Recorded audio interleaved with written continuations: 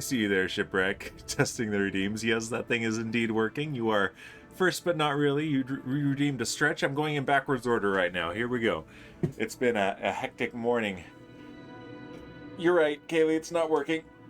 Here we go. There's a good stretch to start off the stream. Thank you, Shipwreck. I mean, it's not working, but I saw it, so we're doing it. And yeah, oh man, it has been hot here this week. And I've been scrambling around doing all sorts of errands, and I got very much overheated a couple days ago, and I have spent a couple days carefully hydrating myself because I got nasty dehydration yesterday. It was bad. So yeah, no boozinate today. Sorry, Shipwreck. You'll boozinate for me. Excellent. I appreciate it. But yeah, here's your hydrate, Shipwreck. I'm not doing the booze cam today. There's no there's nothing much exciting to show on it. So oh, that's why you've not replied to all my jokes, Scaly. I replied to at least some of them, I think, but no, it's been busy. So busy. Thank you for the hydrate, Shipwreck. Very much appreciated. Yeah, yesterday was pretty gross. And let's see, Kaylee's saying, gonna regret drinking so much just before UHC will need several PRPs. Well, I hope they appreciate it, and I hope that doesn't throw the match. And Shipwreck was saying, you know what always cheers me up? Laughing at other people's misfortunes. Thank you, Shipwreck. Let's see. Kaylee was the true first. She redeemed first and then said she can't stay. She's here to be a boss and then go. Yeah, she's got a UHC today. Good luck on that, Kaylee. Shipwreck claiming first, but he's not the real first. All right, and Twiglet with the first but not really, and claiming first in chat. Nice. Well, let's go ahead and let's take down the starting soon screen and jump right in. I'm always first, sir, says Shipwreck. Yes, but not really. Not unless you redeem it. All right, let's go back into our save game, and we're pretty much right where we left off last time. Kaylee says, gonna go get set up. Have a good stream, Dan. Good luck with your UHC, Kaylee. And Shipwreck saying, Dan, can you get the MS Paint resource pack? You'll be my new favorite. I've thought about it. Isn't that one of Twiglet's redeems? The MS Paint resource pack. It's pretty hilarious. Not enough internet for me to lurk and stream here, or I'd give you a few. No worries about it, Kaylee. No worries at all. Yeah. Lurking for a bit, says Twiglet. Enjoy your lurk. But yeah, so we've got a few missions that are in progress and coming up on important milestones. So let's look at our alarm clock. So we're about to have our Dres transfer window. We just had a lunch, so we need to wait 2 weeks, so we'll be a little bit late for the transfer window, but it's not going to be a big deal. It'll just be a little bit more Delta V to get to Dres, but with our current technology, that shouldn't be a problem. Our Moho probe that we launched last stream will be escaping Kerbin's sphere of influence, and then we'll be checking in on that and making sure it can get to Moho. And shortly after that, we're going to visit our Eve mission and give it a quick correction burn so that it can get to Eve. And in about a month and a half, we will be arriving at Duna. And so I anticipate this happening during today's stream. That is the prediction right there. So, but yeah, I've done a quick tweak to the Moonlander that we launched last time, so that it has more Delta V and we'll be able to get to and from the moon from the station with no problem. And also it has a docking port on it, so we'll probably be launching another one of those. Additionally, we have, let's go to our tracking station and see what we've got going on.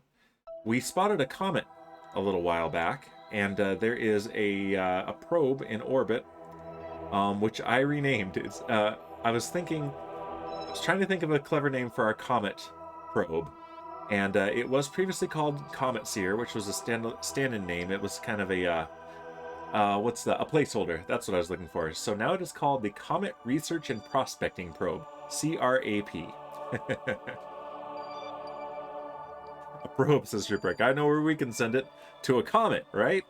So, and speaking of those, yeah, that's our Moho research expedition. It's actually not going to come back. It's going to escape right about there. So, but I was trying to figure out, since I haven't really done anything with asteroids and comets before, of course, a comet. That's right.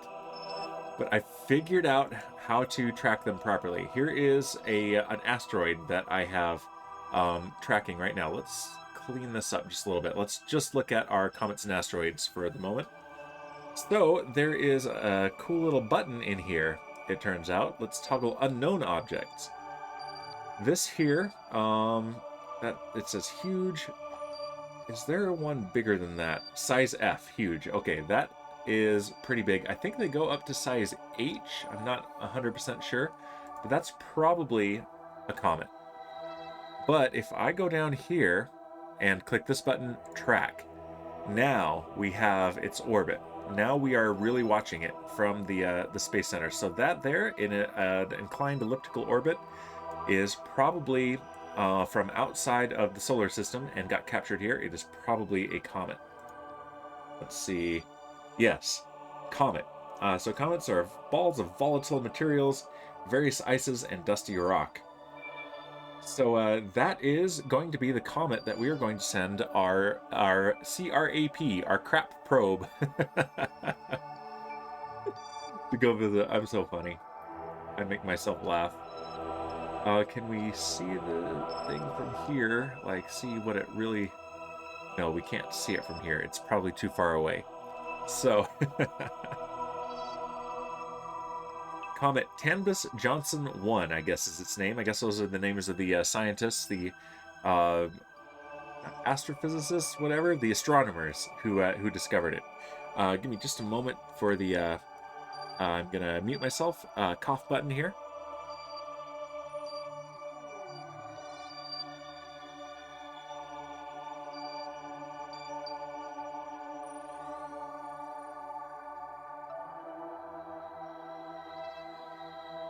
There we go. Sorry about that. Yeah, a combination of dehydration and seasonal allergies has been knocking me out. But yeah, this gets very close to Kerbal orbit. That's actually his fart button. There you go, Shipwreck. So first things today, let's go ahead and send our crap probe. Let's toggle probes. Comet Research and Prospecting Probe. Let's send it on its way to this comet. While the loading screen's up, I'm going to hydrate myself. Oh, it was animating the plume for a moment there. That's hilarious. Took longer because he had to make sure it was a fart. Oh, Shipwreck. You're fired. Let's see. Celestial bodies. Not under that. Is it something that I'll find up here? Doesn't look like it. Alright, so I'm going to have to go to the map view, which is okay. And let's... Okay, it's turned on. So, where is our comet? Right there. Set as target. So, its periapsis is coming up in 161 days. But we don't want to wait that long. Let's send this thing to intercept it. We're probably just going to get a flyby. Tell us about your day, Dan. Well, my day has been interesting. My daughter is getting a couple new teeth and has been just screaming if she doesn't get perfect attention all day. So, which is out of character for her. So, it's been a day. It's been a day for sure. So, I'm very excited to be doing this right now. Taking a little break from that. They're napping at the moment. So let's see. We're right here, and we need to get away from the sun. So we want to burn right about here.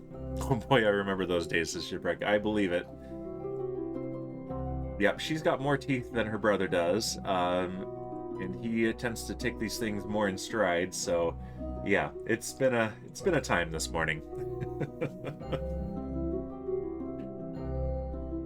All right, so yes, we're going to go on to the night side of Kerbal. So while we are burning prograde to escape Kerbin, we are also burning prograde relative to the sun. Kerbal is its unofficial name.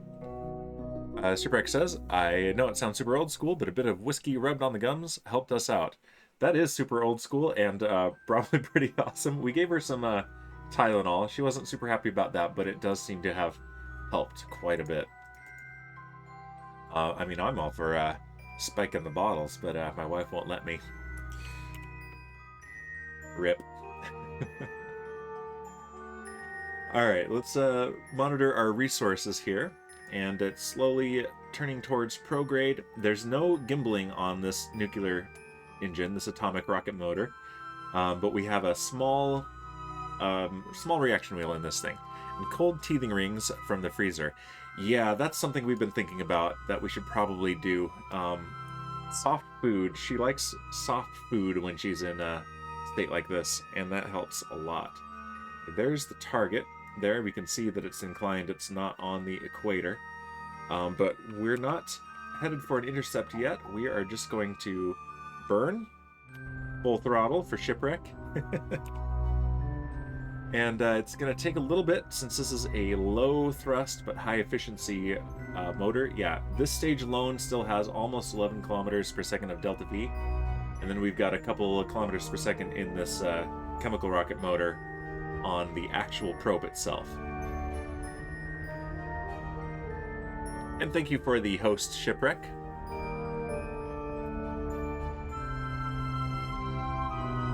Alright, so yeah, we're here, and since we're burning here, we're moving our periapsis here and our apoapsis away.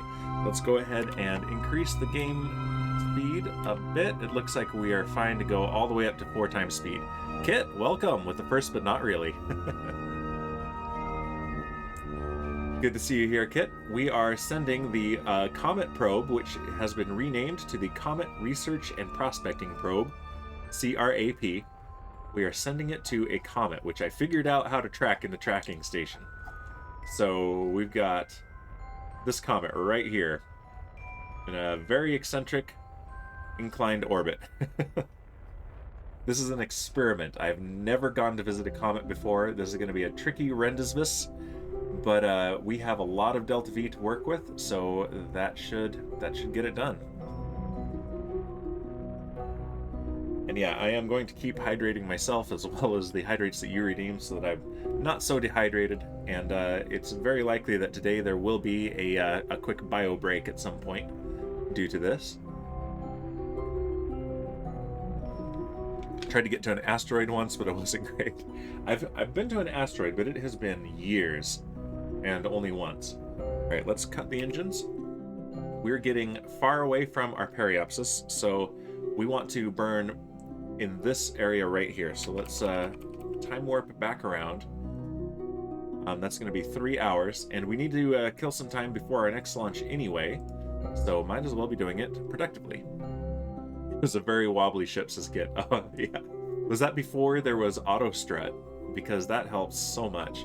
And Satan, welcome, saying, hello Dan, how's it going? It is going great. Let me show you something here, Satan. Let's see. Rescue Pee-wee from orbit of Kerman. Pee-wee Kerman. We'll probably rescue Pee-wee Kerman today. He's the easiest rescue contract we have at the moment. Alright, we're about to be lined up with prograde.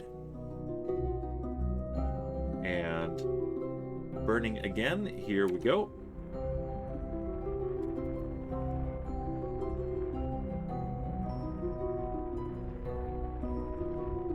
And yeah, with low thrust, high efficiency engines, this is pretty much how you do it.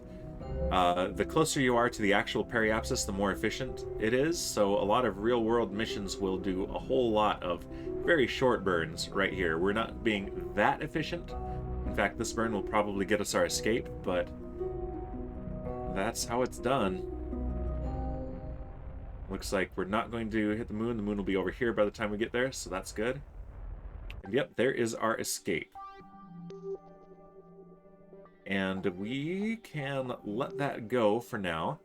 This is going to escape at about the same time as the Moho mission. Satan says, almost died today in the hardcore server. Uh-oh, the warden is no joke.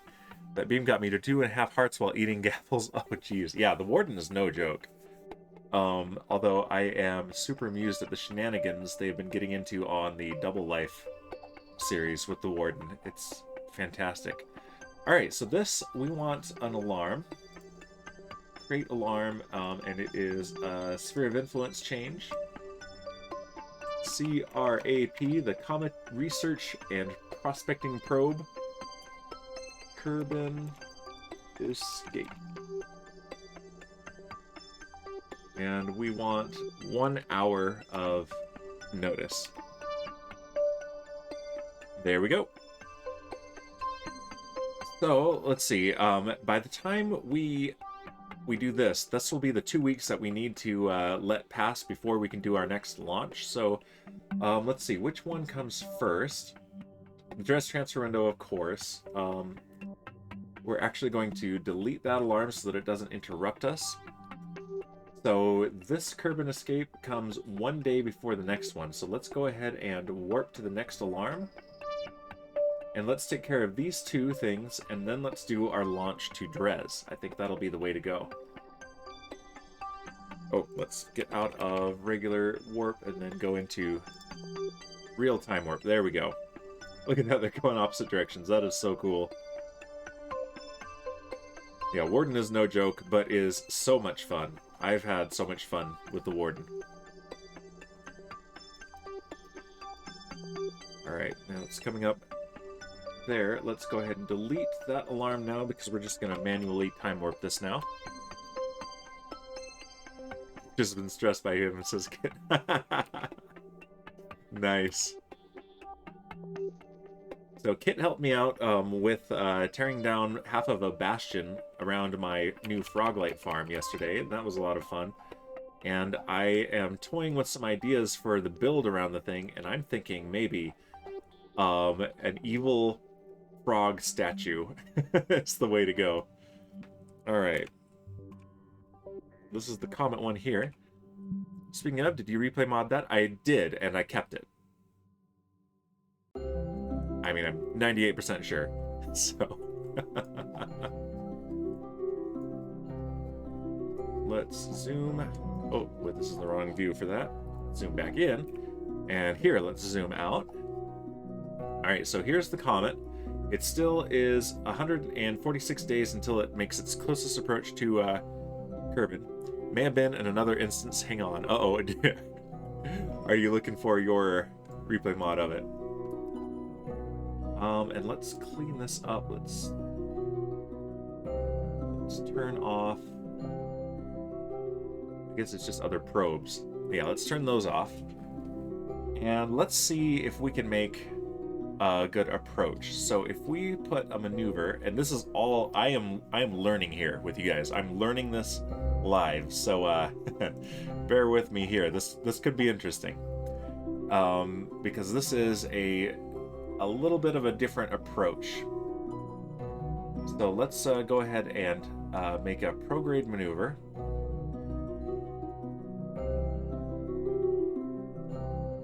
And we will also probably want to change our inclination as well. Okay, there we go. Our closest approach. But we have a lot of delta V to work with, so let's do something like this. Let's see how quickly we can get to this thing. This is a little bit of a prospecting mission. We're just investigating this thing. And yeah, let's use plenty of delta V to get there.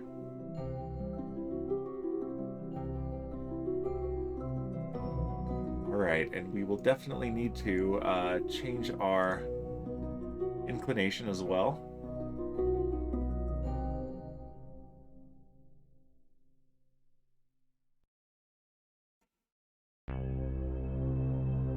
Alright, what does this look like?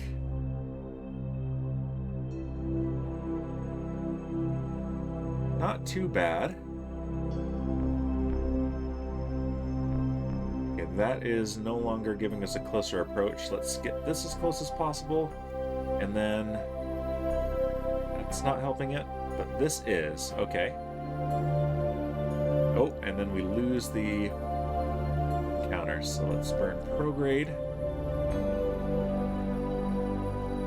I think prograde will do the rest of it.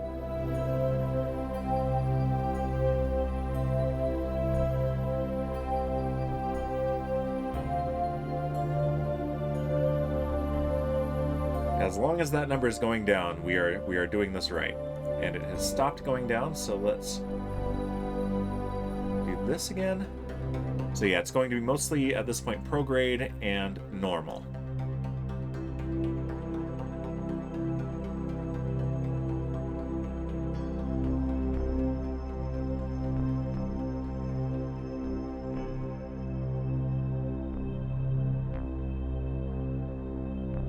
And yeah, we're going to be flying by it pretty fast.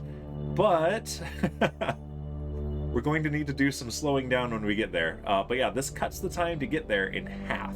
So, which means we can potentially send another mission to the same comet if we want to.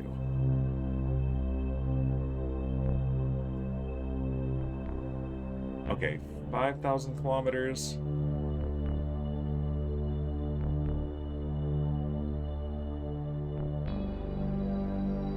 Fine-tuning this thing.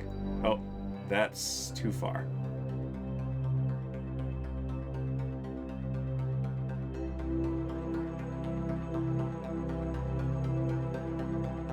All right, now will radial help? Yes, yes it will. Okay, that gets us real close. So that's a 2,767 meter per second change in delta V that we have to do that. Okay, so burn time is 20 minutes. Well, let's do it. Let's do this. This is hilarious. Let's get close to the maneuver. I mean, I could move it, but let's not. So an hour and 52 minutes ahead. And right there, let's warp. Quick question, how do you teleport to player?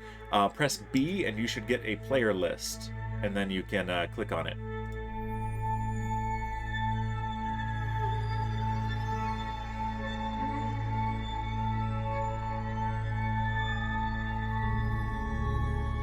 Alright, we're time warping.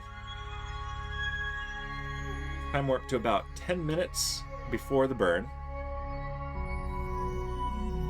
And yeah, we're gonna have an interesting long burn here.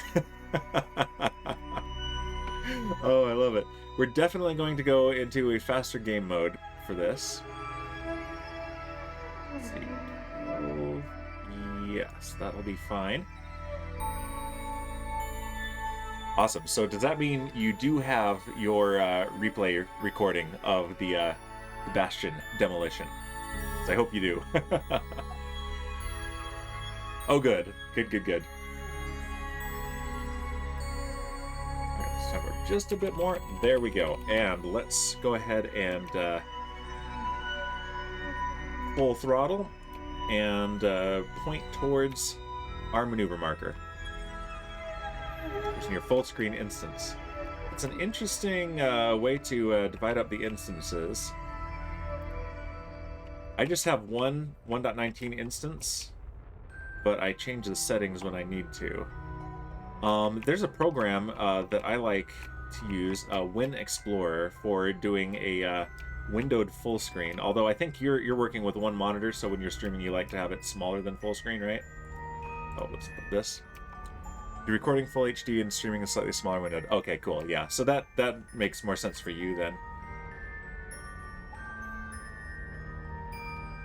With a different setup. Alright, we are pointed right at the maneuver marker. Take a look at this awesome looking atomic rocket plume and speed up the game.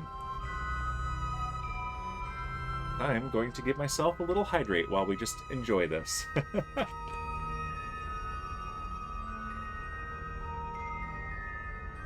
No, 80% of full HD. Very nice. Yeah, I play in a windowed full screen 1440p, but then for streaming, downscale it in OBS to 1080p. Let's get the target. Can we see the comet from here? We cannot. We cannot spot the comet. I think it has to be closer to the sun to have a nice long tail, unfortunately. But it should look interesting when we get to it. I've never been to a comet in this game, ever.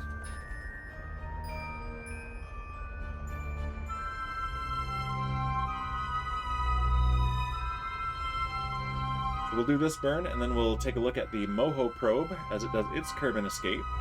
And we'll set up its maneuver, and then we're going to do a launch to Drez. And yeah, we're down to 37 days until our arrival at Duna with our Duna probe, which I think has a lander on it, so we're going to hopefully land on the surface of Duna. Yeah, some of our more ambitious plans are going to hopefully bear fruit today, finally.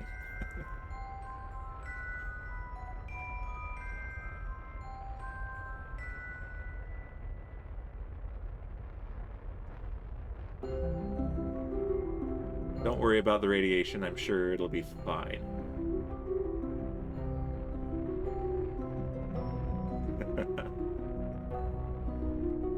Satan says, gotta love seeing things come to fruition. Exactly. I have to say that no game that I have ever played has had more satisfying payoffs to patience and careful iterations on your designs. Like, the learning curve of this game is steep, but getting your first orbit, your first moon landing, your first docking, all of this stuff is incredibly satisfying. Big brains, yeah. You need to use actual smarts. Yes, exactly. I mean, I pretend to have actual smarts, but it's more stubbornness. Look at Kerbin, so tiny back there. Yeah, we are not in its sphere of influence at all. There's the moon. We might be able to spot Minmus.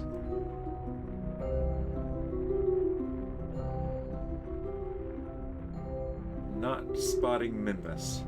Wait. Saw something on the mouse over. There's Minmus, right there. That tiny dot that might not even be rendering properly in the stream. Let's look.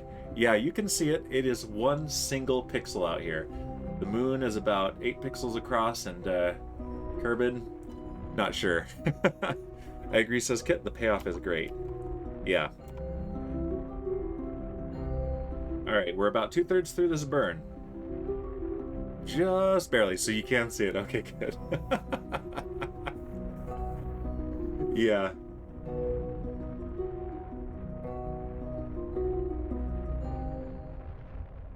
I was watching N9 play this on YouTube, slowly catching up on his videos, and he's doing the realism overhaul mods, and he had a probe going to Phobos, I think it was, one of the moons of Mars, and he lost communication with it because Mars was in the way of Earth. And just in time, Earth, as one single pixel, came up over the horizon, and he regained control of his probe in time to do a maneuver. It was pretty spectacular. Alright, we're getting to the end of the burn. Let's go back to map view.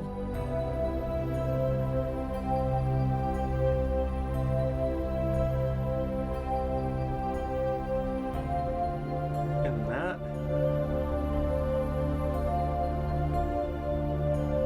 by far the longest burn we have done in this playthrough.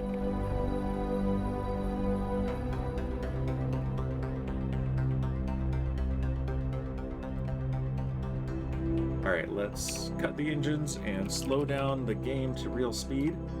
And let's just precisely get the last little bit of this.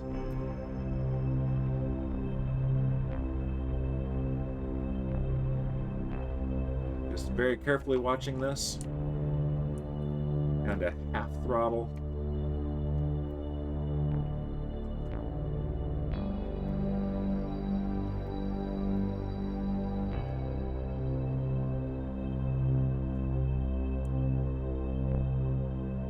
There we go. And we'll almost certainly be doing a correction at some point. There we go. That is a very precise burn. Okay, so our closest approach will be 135.1 kilometers away from the comet, and that is coming in 82 days. So let's do a maneuver here.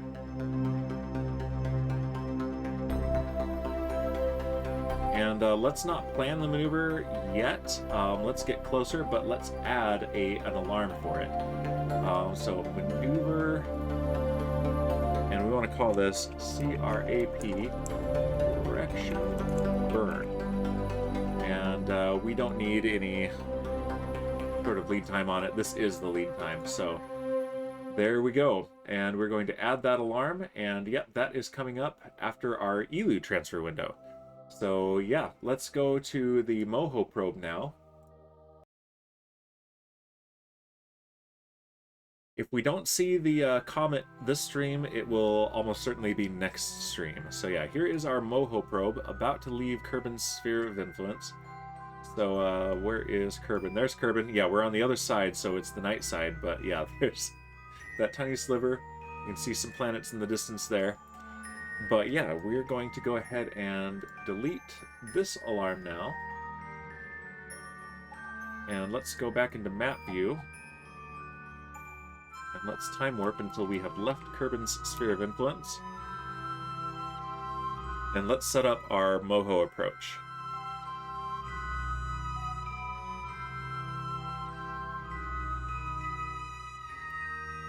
There we go. We are outside of Kerbin's sphere of influence.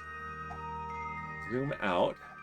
And MOHO is our target. And yeah, we are 7 degrees inclined to MOHO. Shipwreck, redeeming hydrate. Thank you, Shipwreck. I do need it. And stretch.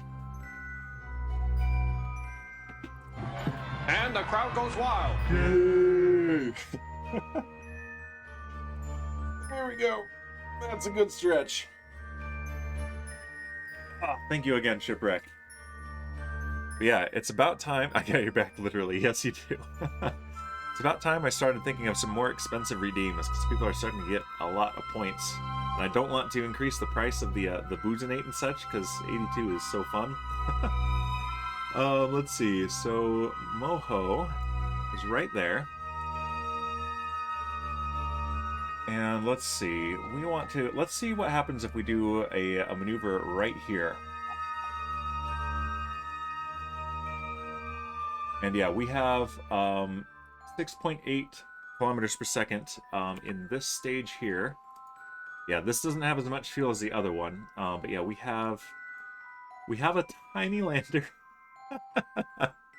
and we have a relay satellite. So yeah, we want to conserve some of our fuel here. We are not super interested in getting there very quickly. We're getting there and hoping to be able to stay there. So let's see what happens if I just burn retrograde here.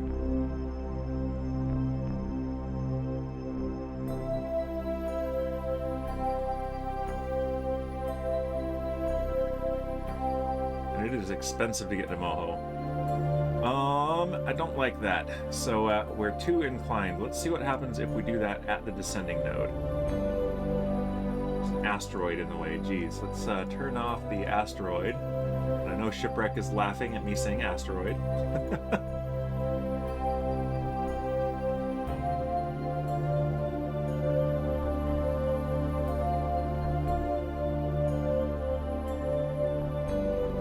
Okay.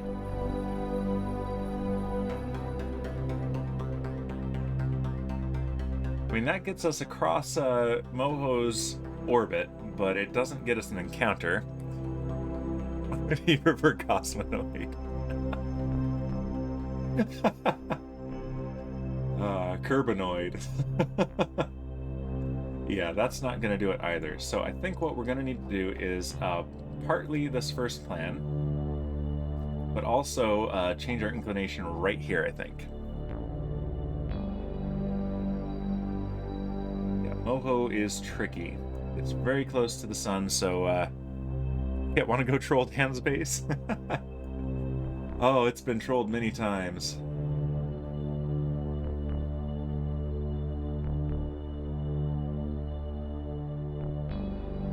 don't like that either.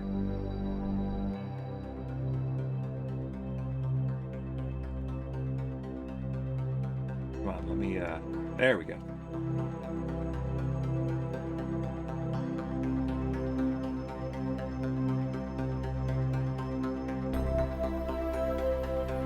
You make his chests poop. So that it's not just Kit's cows pooping.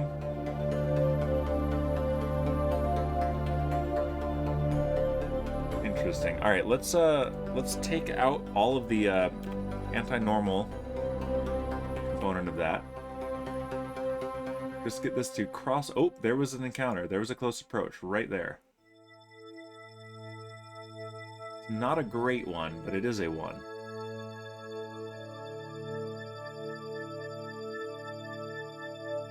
So what happens now if I add another maneuver at the descending node that is just for changing the inclination?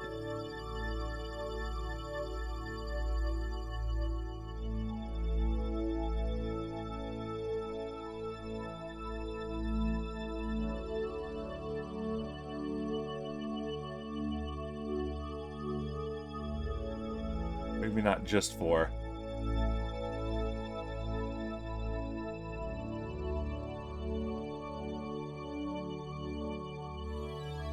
This is a tricky one.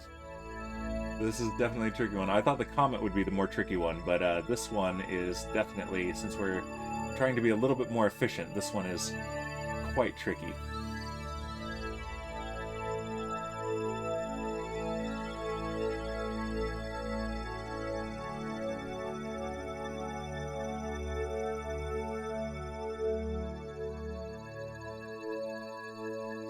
And expensive. Wow.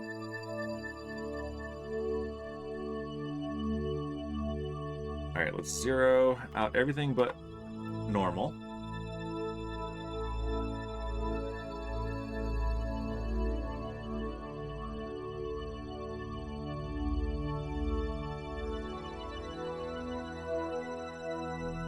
And here at Periapsis, let's add a third maneuver. Let's see if this one will get us our encounter with Moho.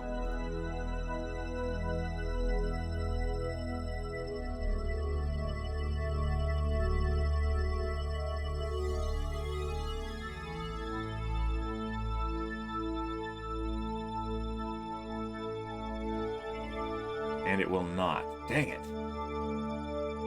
Alright, let's kill that one. Let's go back to this first maneuver.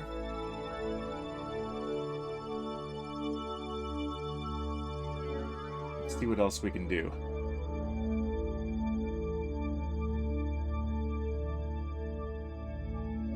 Looks like this is the answer right here.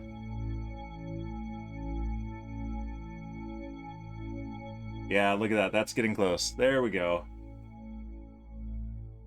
Now...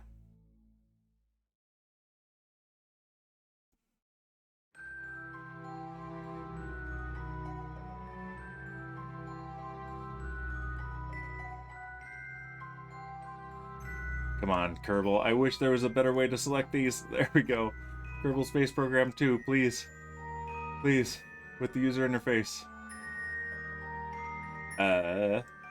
No?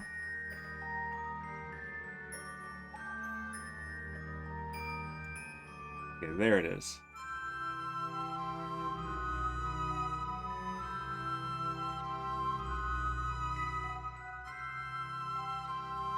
And it crashed. Oh well. Oh no, did your Minecraft crash while trying to edit the replay file?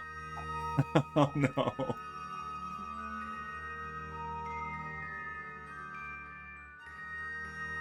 Alright, we're almost there. There it is. That gets us an encounter. Okay, so basically we have this that is almost 3 kilometers per second of delta V, just when trying to exit replay, which is weird. So it was, while it was trying to zip the file back up, probably. And then this here, which is another kilometer per second. So this is going to use a lot of our fuel, about half of the total delta V we have here. So again, the lander is the bonus. So we're hoping at least to just have the the relay in place. So there we go. That is an encounter. Okay, so we need to do this maneuver in 56 minutes, and it is a 13-minute burn, so even bigger than the other burn. That's amazing. All right. Let's just manually time warp this.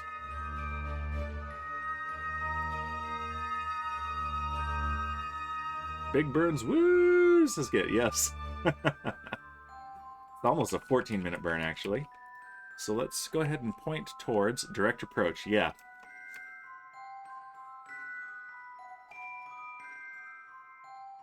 And that is why we are doing this now that we have nuclear engines. Later we might do ones with ion engines, which will be even longer. That's why they're working on Kerbal Space Program 2 being able to do regular time warp under thrust, because some of the interplanetary stuff, you'd be talking about going full throttle and walking away from your PC for a week. If not for that. All right.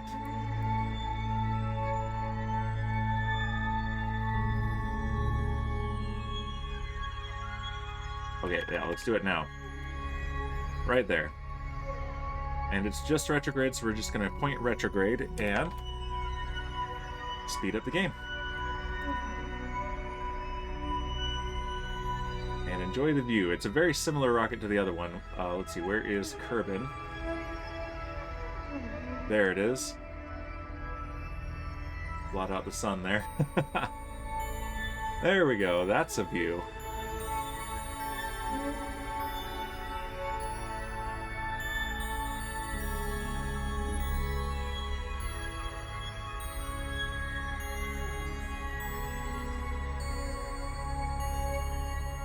Look at that. Let's take a screenshot. Very cool. And I'm going to hydrate.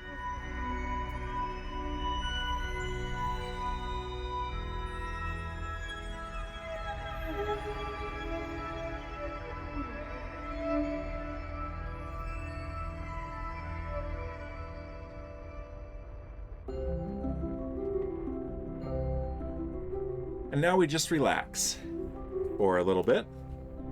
We're about a third of the way through the burn, with 9 minutes remaining.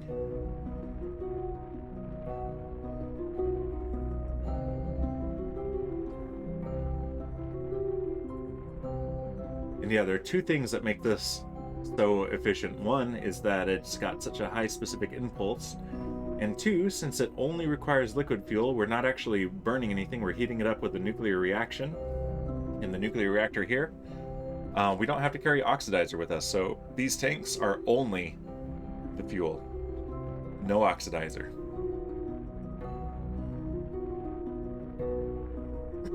Excuse me.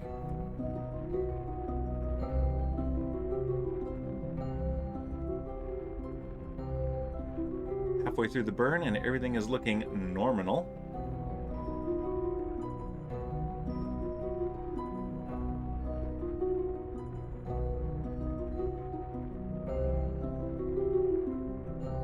Yeah, this tiny little lander here, so hopefully, fingers crossed, we'll get some surface science done as well. But we'll definitely need this this relay in order to actually utilize that. And we should probably extend some solar panels here. I'm surprised that we've been okay without that. Let's not derp.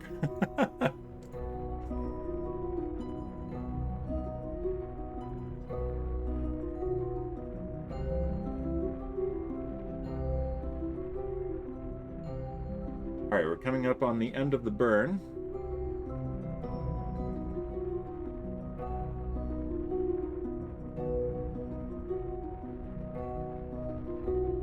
Minutes left in the burn. For us is 30 seconds at this speed.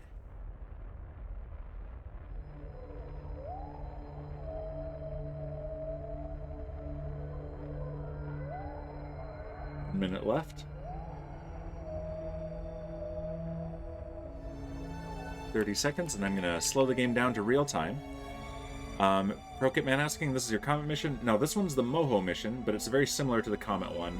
That was the last one we were looking at.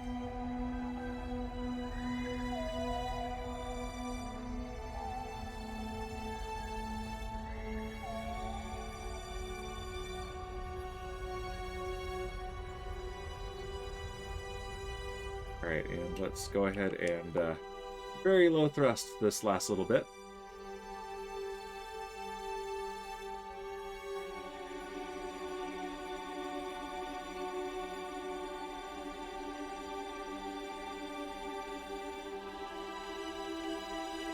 Yeah, we're going at 0.02 kilonewton meters thrust. There we go. Alright, now let's check this maneuver. 984 meters per second. Make sure it still gets us an encounter with Moho. Not quite. So let's adjust just a bit.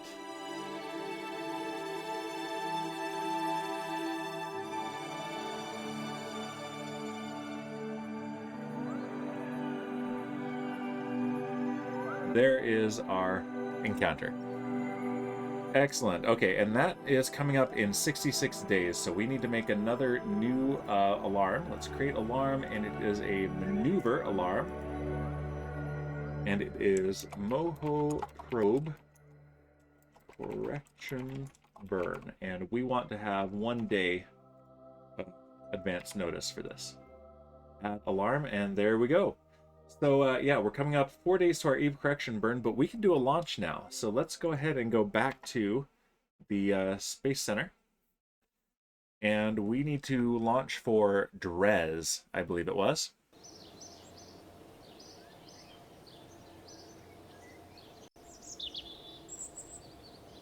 And how many Dres missions have we sent? let's double check that. Toggle probes. Oh, let's see. Dres. That's probe 2. Are they both called probe 2? That should be probe 1, I think.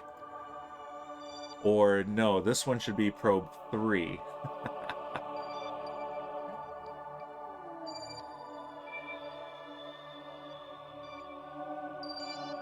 Oh, this was a failed one, I think. Okay. Because yeah, that's not going to get to anywhere. So yeah, let's do Dres Probe 3. That's what we're going to call this next one. Interesting that I've got 2 Dres Probe 2s out there. Whatever, we're going to go with it. And basically it's going to be exactly the same as the Moho probe. We're just going to launch that and rename it. So let's open our spacecraft folder. Go down to M, and it's this one here, I believe. Yep, that is the one for sure. And we're going to call it, let's rename it On the Pad, which is probably how we ended up with 2 probe 2s in the last case. So yeah, this is it. We're going to launch this. Let's double check our staging. That looks good. Then we separate the solid boosters, main booster, upper stage, fairing, then the nuclear stage, and then deploy the spacecraft. And we've got the lander and we have the relays. So yeah, let's do it. Launch.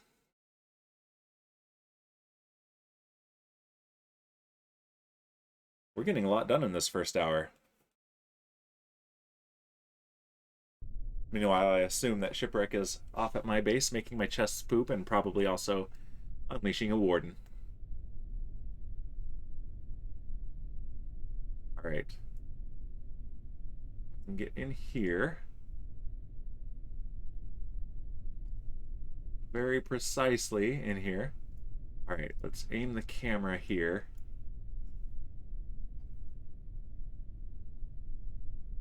That'll do it. Okay. No, I still have the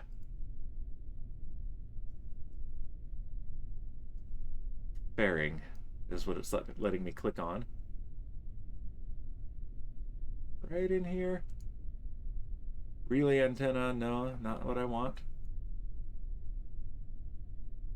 Fuel tank, no. But if I aim the camera there, we're gonna do it. We're gonna get it. we're going to click on this thing. There we go. All right, rename vessel. Moho, we want Dres. Research Expedition. Let's see. No, we want to call it Dres Exploration Research Probe 3. DER. And it is a probe. There we go. And accept. There we go. We're ready to go. And we want to launch... Do we want to launch at night? I think so. Yes, because we're going away from the sun. So we want to do a midnight launch. So let's time warp.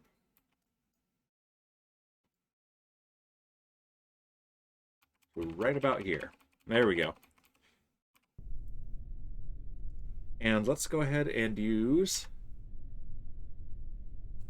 Let's watch it from on top of the VAB. I've been really enjoying that. So we don't need this. We want camera tools, and we want to set the target, target self. There we go. And set position on top of the VAB. There we go. Excellent. All right, let's get our graph out. Flight recorder, altitude, acceleration, and dynamic pressure are what we like to look at. Stability assist is on and throttled up.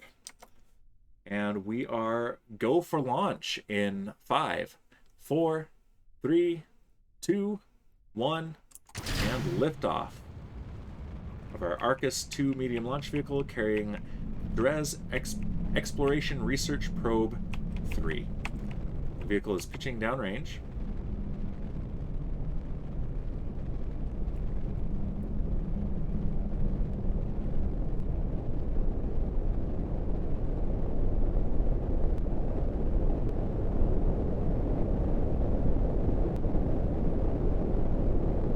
And supersonic.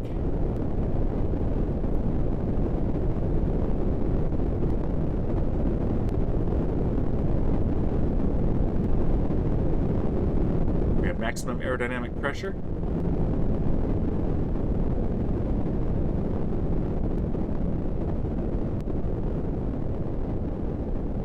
We're coming up on solid motor burnout. I'm gonna take a drink of my drink.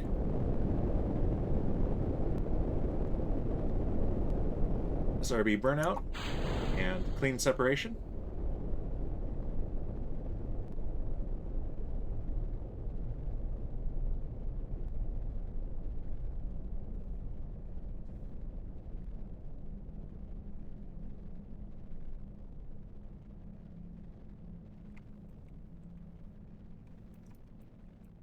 Down a little bit more, down to 45 degrees.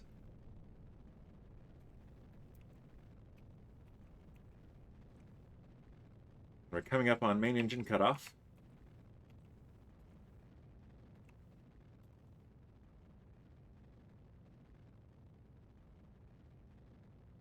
We have MECO, stage separation, and second engine start.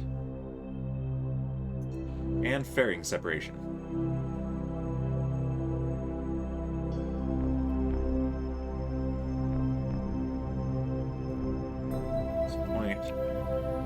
Down at the horizon. We've got a nice high apoapsis. We could have been a little bit more aggressive on the pitch maneuver, but that is all right.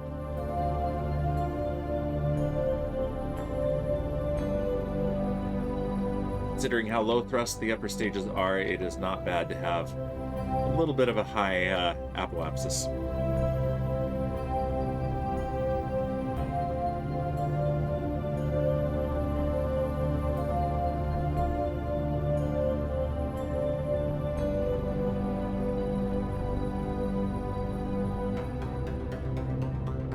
To double speed for the game.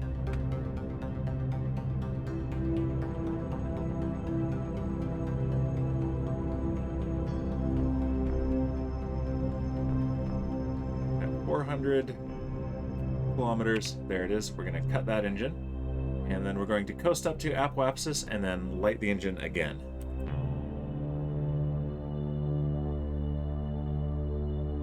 Let's remember the solar panels too.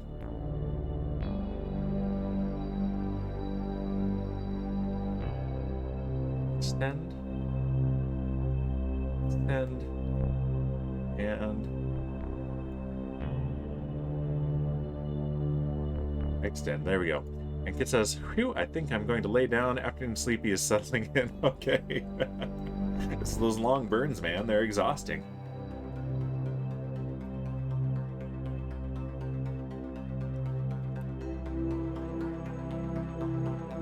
All right, up towards Apoapsis.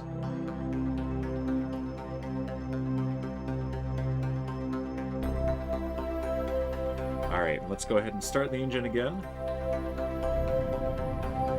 Burning prograde.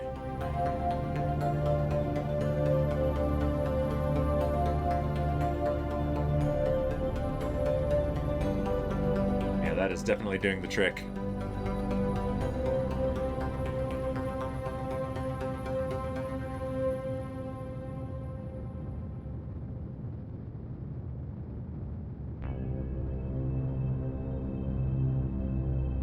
Alright, our periapsis is about to be positive, which means we won't come crashing down onto the surface of Kerbin.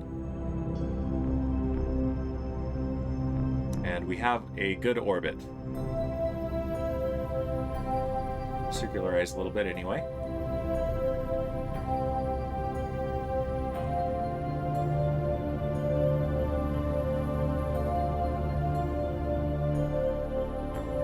There we go.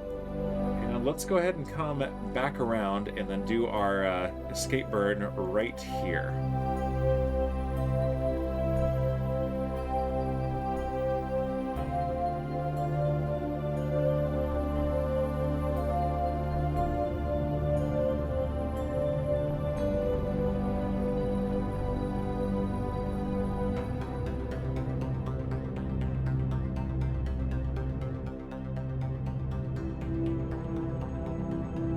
Alright, and that stage has burned out. Let's go ahead and jettison it and start the nuclear engine. Atomic engine is go.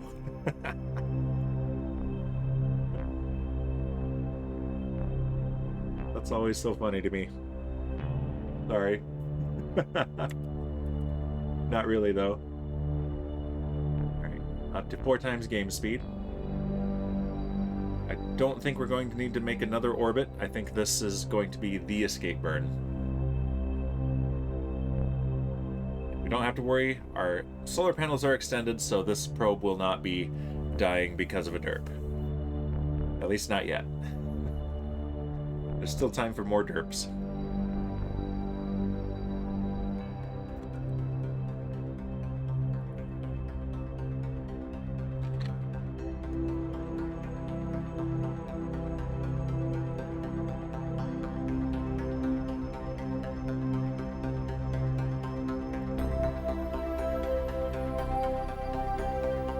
There is our escape, and we'll be out of Kerbin's sphere of influence in 2 weeks. Let's look at our alarms again. Yeah, our Eve correction burn is coming up well before this, so let's go ahead and create an alarm. Sphere of influence change, and it's just, geez, that's in the way.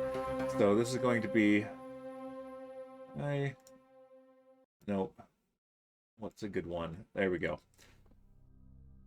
And this is Dres Probe 3 Kerbin Escape. And let's give ourselves 1 hour of notice on that. And add the alarm. There we go. And so now what we can do is warp to the next alarm, which is our Eve correction burn. And then we'll switch to that craft.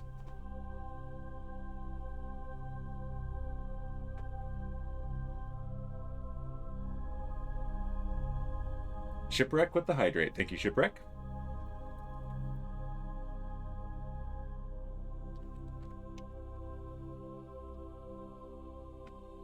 There we go.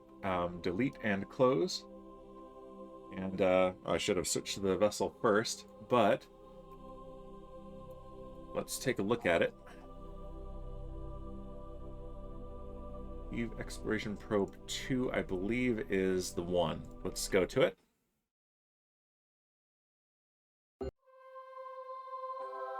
And yeah, we are 1 day away from our maneuver node. So yep, this is exactly the probe we're looking for. Our solar panels are extended, so we do have electric charge. Excellent. And yeah, this is a 258 meter per second burn coming up in 1 day. It's a 1 minute long burn with this engine. All right, so let's go ahead and warp to here.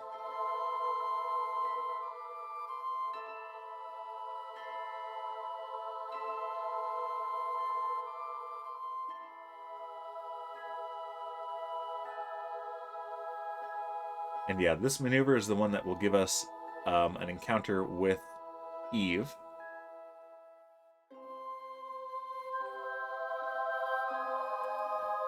And we're just a bit more. Let's get closer to it. 30 minutes away, 20 minutes away. Let's go ahead and point the craft towards the maneuver marker on our nav ball. So shipwreck, are my chests pooping yet? And how many wardens are in my base?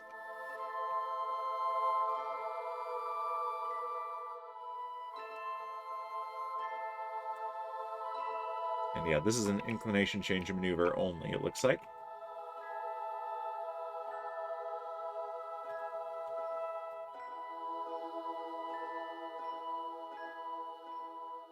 "15 minutes away.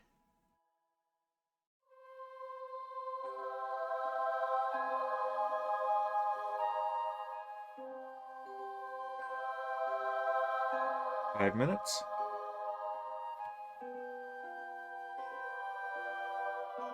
2 minutes. At 30 seconds to the node, we will burn the engines. Alright, we will burn in 5, 4, 3, 2, 1, and now. Full throttle.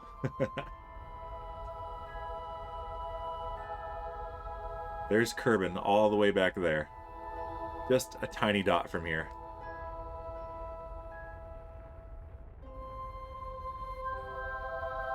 There's Eve, that's what we're going for.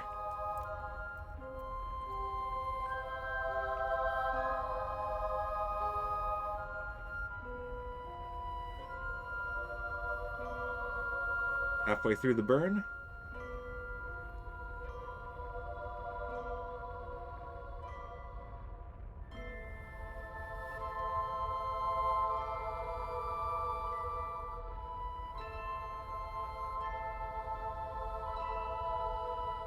Yeah, again, this is a very familiar vehicle at this point.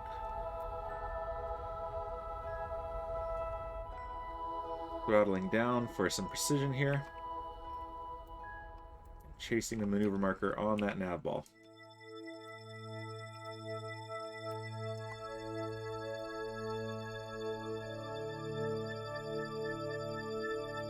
There we go.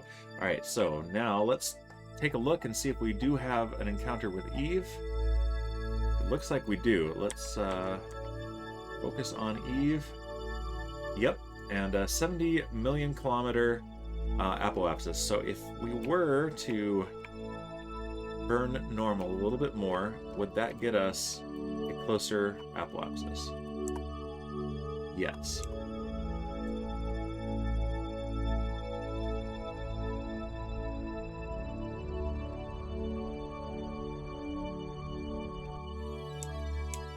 Alright, about 51 million megameters.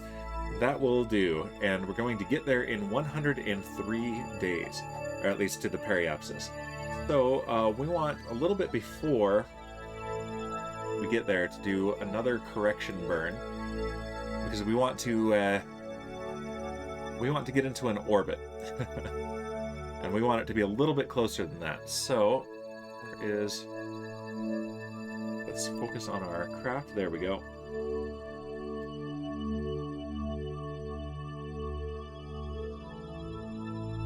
Where is our orbit? Man, space is a mess. We've got a lot of missions going on at once right now. There we go. Alright, that is in 88 days. Let's just do it with a lot of lead time on the sphere of influence change. Okay, create alarm, SOI change, and what is this ship called?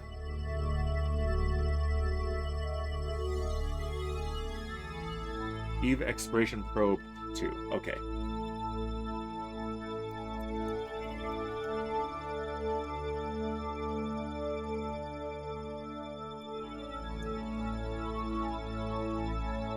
Just correction burn.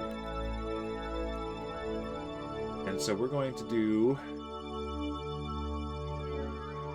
20 days. So 20 days before we arrive at Eve, we're going to check in on this probe and make sure that we've got a good approach. And there it is. All right, so yeah, and we did let's see, when did we do our launch? It was about 1 day ago. So yeah, about 15 days before our Duna arrival is when we can do our next launch.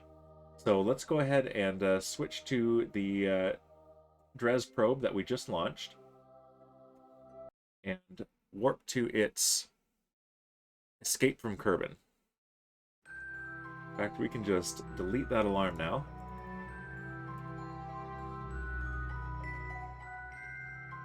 And time warp away from Kerbal. We're going real slow. 200 meters per second at this point.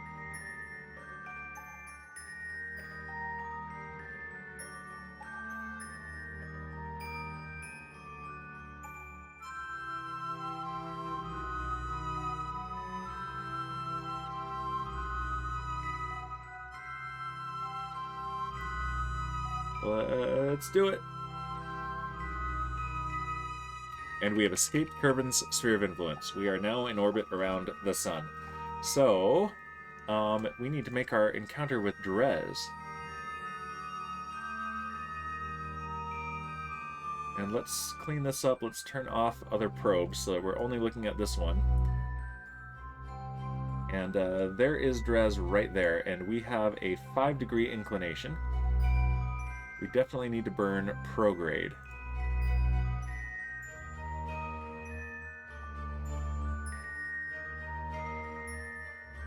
See how close we can get.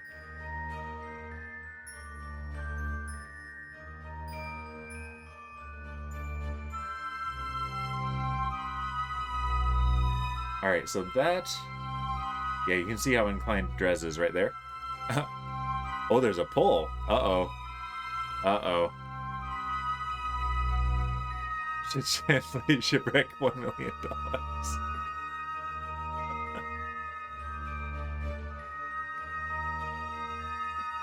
Oh, jeez. And he redeemed stretch.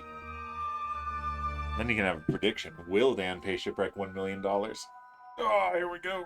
Thank you for the stretch, shipwreck. Very much needed, and I'm going to give myself another hydrate, too. My head is pounding right now.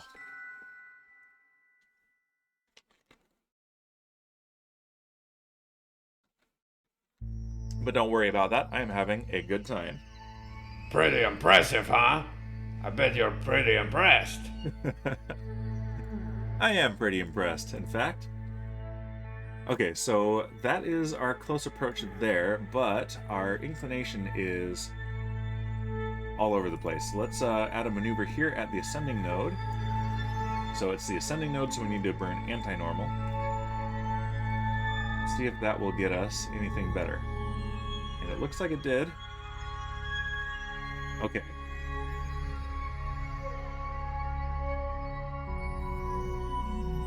So I want to put the ascending node right where we're going to have our close approach, and that is it right there.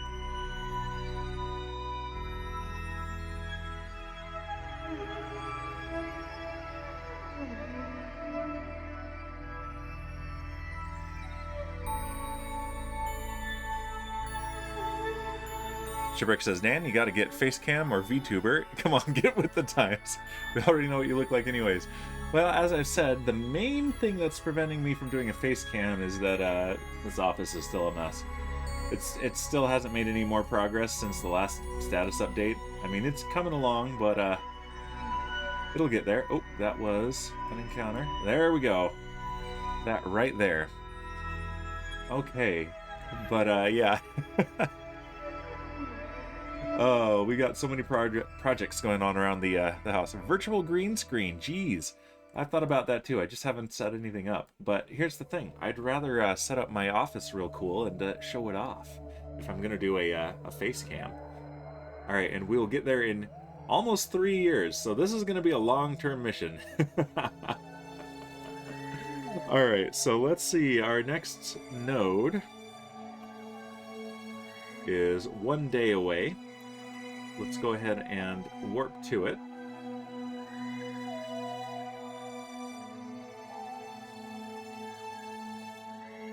Let me see Victimus.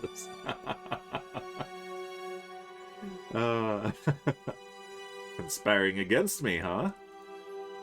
I see how it is. Okay, let's point to prograde, which is what this maneuver is going to be.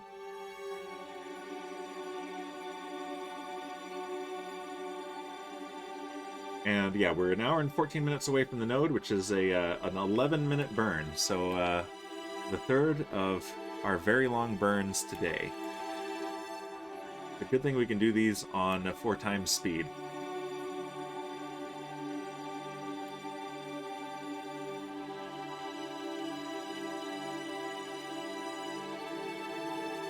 Coming up in 15 minutes.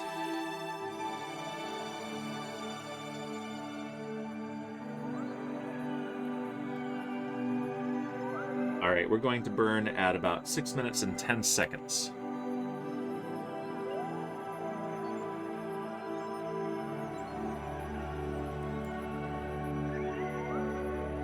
Alright, we are going to burn in 5, 4, 3, 2, 1, and ignition. And let's speed up to 4 times speed.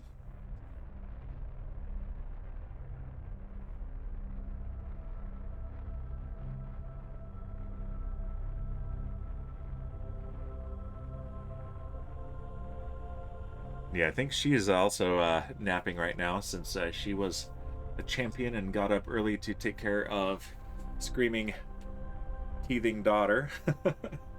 Since I was absolutely passed out, wrecked from the dehydration yesterday. Feeling a whole lot better than yesterday though, so that's something.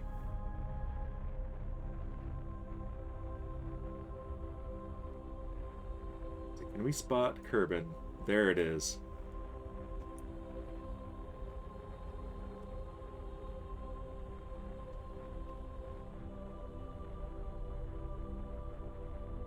And there's the moon right there.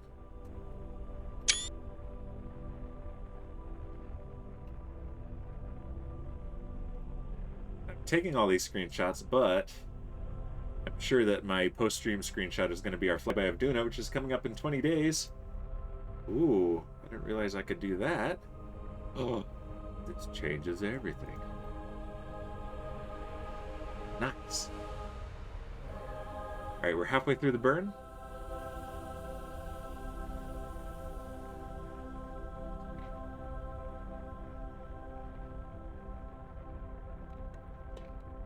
I see you left that poll up for quite a while so that people can vote that I should give you $1 million.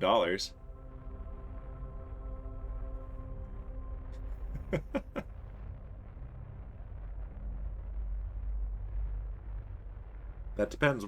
How many wardens have you brought me in my base? I demand an army of wardens.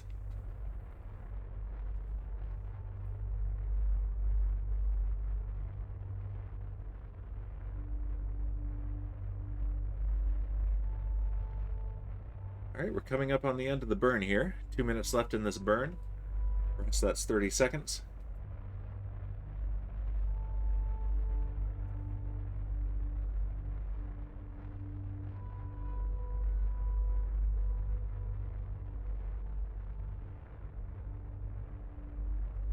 One minute remaining.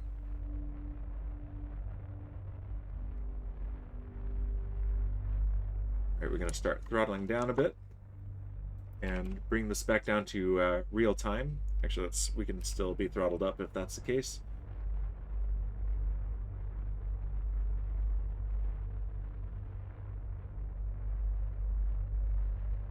All right, now we're going to throttle down a bit.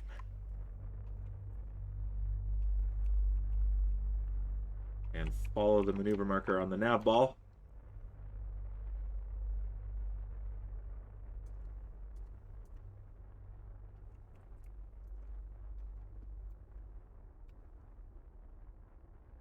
Just gently. There we go.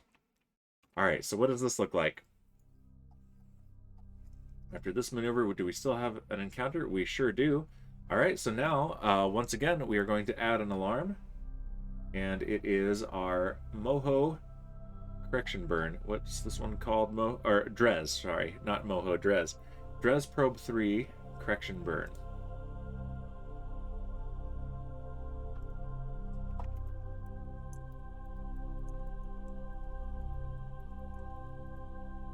We want 1 day notice. There we go. Okay, so in 5 days we can do another launch. So we should do that, and then we should do our Duna arrival and another launch as well. So what we should do now is some maintenance on our station. Let's go back to the tracking station. That'll be the easiest place to get to it. We need to send up more monopropellant, believe it or not. So, yeah, let's see. Stations. Arcadia Station, and let's fly it. So I circularized our orbit. You remember last time we fixed the inclination. We'd gone about 1 degree inclined to Kerbin's equator, and now we are 0.09 degrees inclined. Also, our orbit is back steady right at about 150 kilometers. But what this has meant is we actually burned through all of this monopropellant. So there's more monopropellant in here, so we still have plenty for some refueling of our ships. But this thing here, this needs to go. So let's go ahead and deorbit that and then send up another one. So let's use our handy dandy. Yeah, that's full of liquid fuel. This has just a little bit left in it, so we don't need to send another one up yet, but that will be soon. Oh, there's a winner. Yes. The people have spoken. Yes, Dan should pay Shipwreck $1 million. But will he? Will he pay Shipwreck $1 million? The jury is still out on that one. All right. So... Uh-oh. Okay, there we go. Undock. And switch to it. And let's set this as our target. And make sure control from here and activate the camera.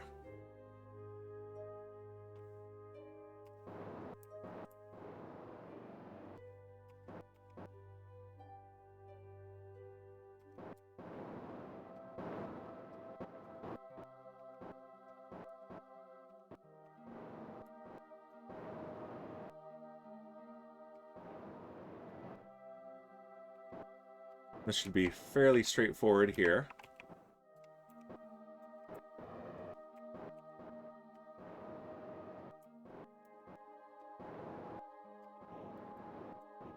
Just going to grab it from this docking port and then set it loose and send it back to a trajectory that will take it into Kerbin's atmosphere to be destroyed. So get your big booms today, Shipwreck.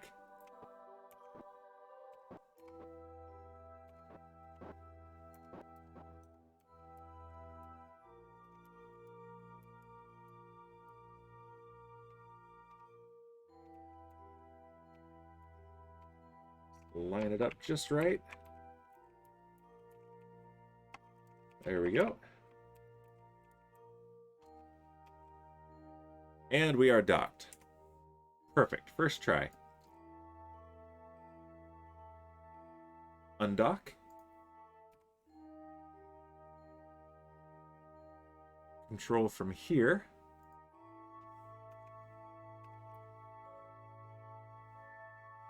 And let's get this clear of the station first.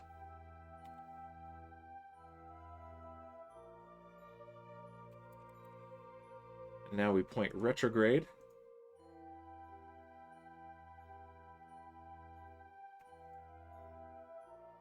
And let's look, there we go, down at Kerbal. And fire up the engines.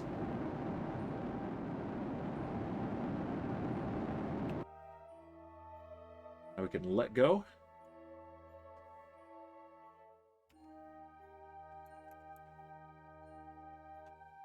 And let's set our station as our target. Control from here. Look at the camera.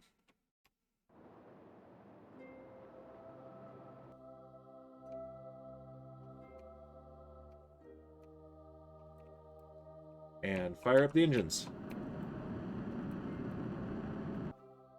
And yeah, it has gone all wonky with our target again. There we go.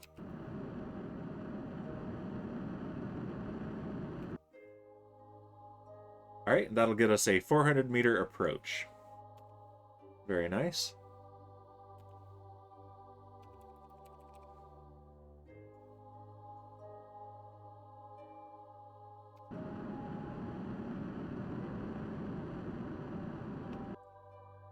There we go.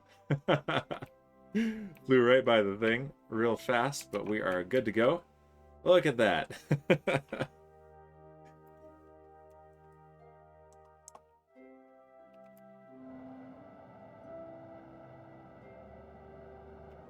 I was probably a little bit reckless, but everything turned out okay.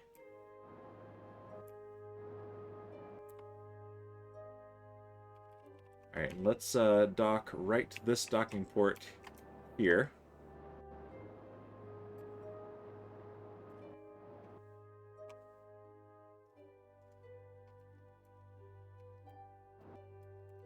Whoops, we don't want that.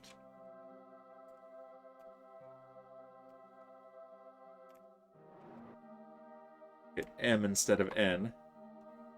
N translates in reverse. With the maneuvering thrusters, M opens the map. Which is not helpful for this maneuver.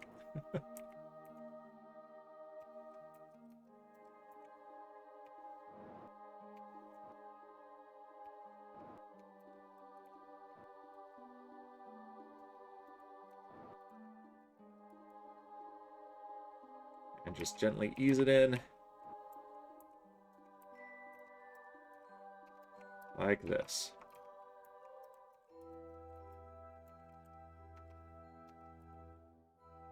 Perfect. Okay, and now we have a free docking port. Oh, I should re-enable or disable the cutaway. There we go. Yeah, we've got RCS fuel in there. Monopropellant tanks right in there. So let's now go back to the Space Center. And let's set up this launch.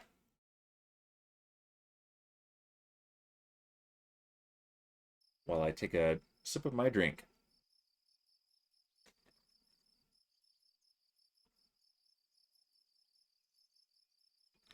That actually finishes that off, so I'll need to get another one for my next time I need to hydrate. Vehicle assembly building.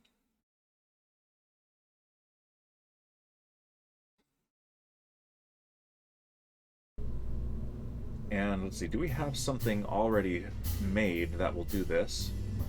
Not sure we do.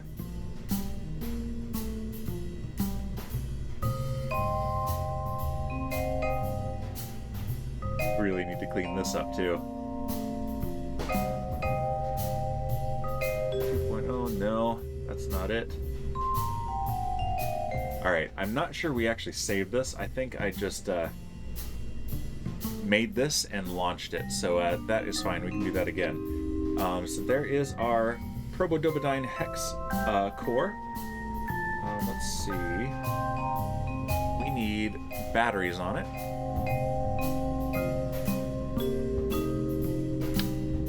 We don't need a ton of batteries on it, just a few.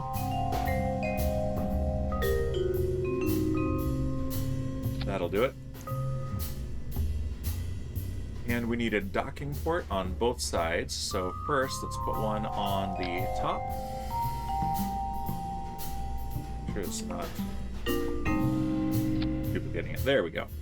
And now, very simple, we need CS tanks. And here's the nice big one right here.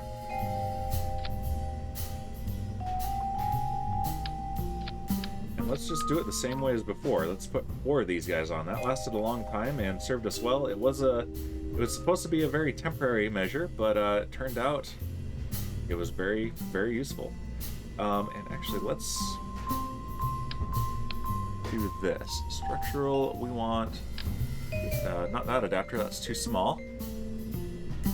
This adapter. Put this on there and clip it just a bit. Just like that. Alright, so now the probe core and the batteries are inside of this adapter. And we want one on the bottom as well, with another docking port.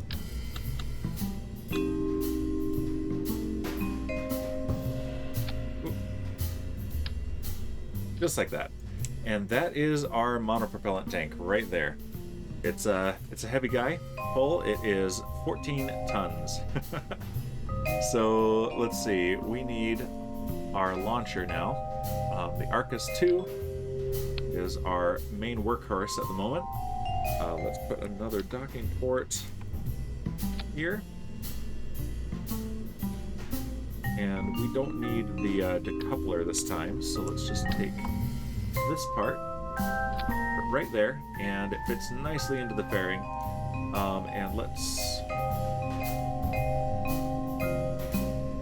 auto strut to the root part there. So we have, this is stabilized with some struts. Internal structure. Pull it up out of the ground. There we go. And what is our starting delta V? 1.4. That's not huge. Let's put some boosters on the side.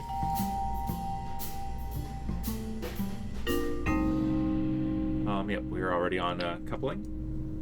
Yeah, my brain is definitely feeling it. The lack of hydration is, I'm shocked that I haven't done a major derp yet today. Alright, we just want little boosters for now. The thumper should do. Did I put it on there straight? Looks like I did. And aerodynamic nose cone on the top. There we go.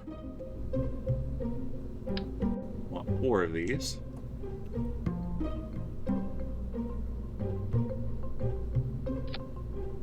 Just like that.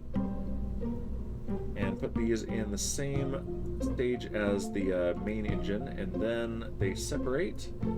And then that stage separates, and our upper stage goes, and then we jettison the fairing. Okay, that is perfect. And yeah, we start with a 2 thrust-to-weight ratio, and we have 4.6 kilometers per second of delta V on this thing, and it only costs us 45,000 pesos. Not bad at all.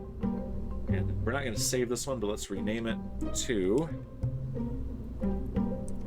Caps Mono Prop Resupply. Super original. Okay, and let's launch.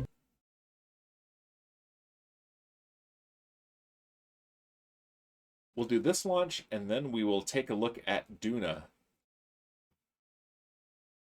I am very excited about Duna. That's coming up in just 2 weeks' time in game. Now look at that. Well, actually, we're supposed to wait 5 more days. So let's time warp a bit. Glad I checked that because we're a little bit early for the pad to be refurbished. So we want this to say Duna arrival in 15 days. And then we can launch.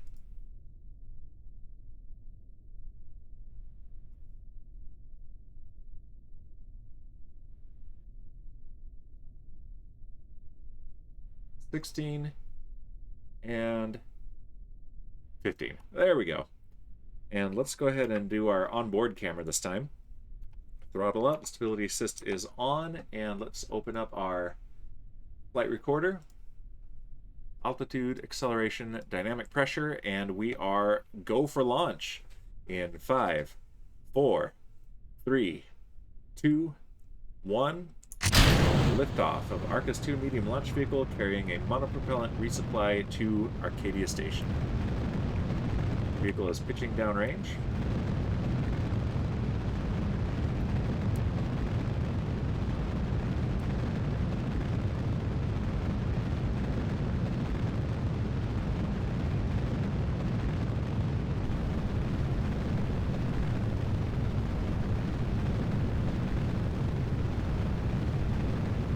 Vehicle is supersonic.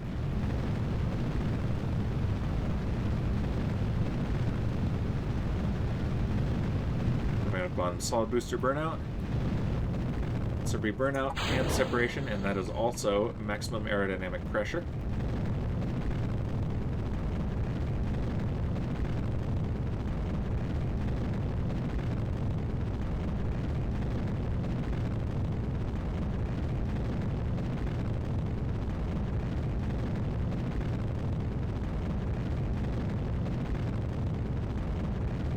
Looking good.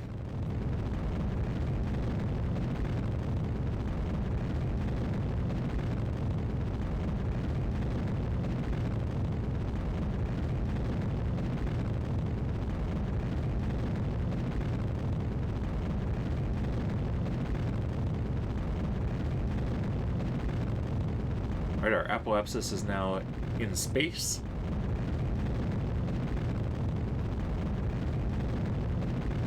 Coming up on main engine cutoff.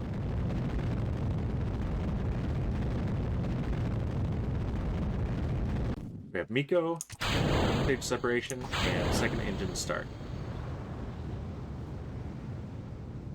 I'm gonna pitch down right at the horizon here.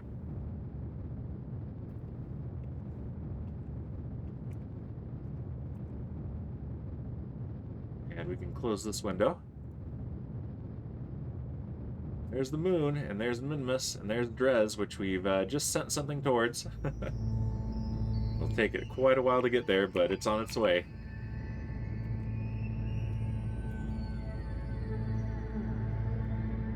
Actually going to pitch down a little bit so that we can work on raising our periapsis without raising our apoapsis too much.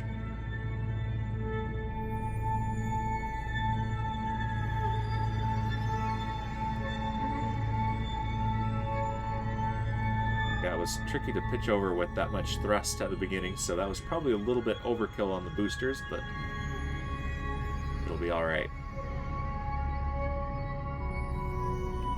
Alright, second engine cutoff, and we have an apoapsis that is at the same altitude as the station. Let's go ahead and jettison the fairing. There we go. Beautiful.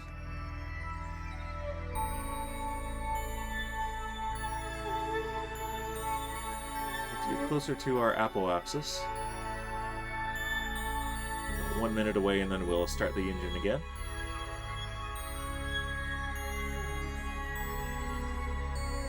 And ignition.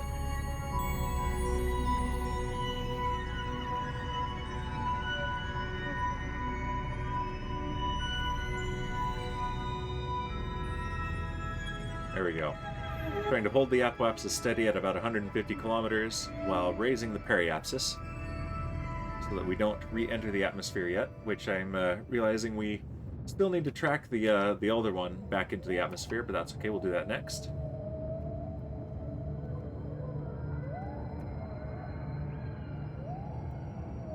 Alright, here comes up our periapsis. A good orbit. And let's go ahead and set Arcadia Station as our target.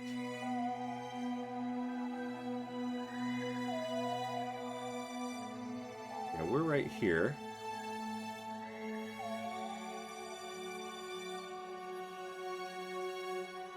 There's intersect 1. Let's go to intersect 1. And then let's set up our encounter.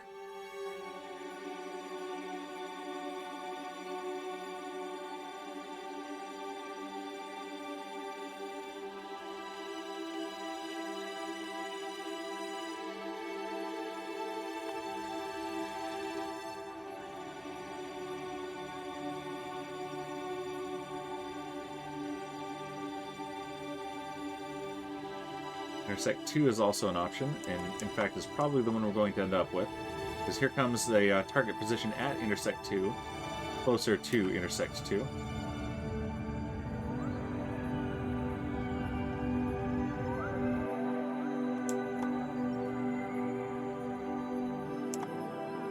Kilometers, 15 kilometers. There we go. That's as close as it's going to get from this maneuver. So we'll come around for one more orbit, and then we will approach the station. That's in 47 minutes, so let's go here. Give us some time to set this up.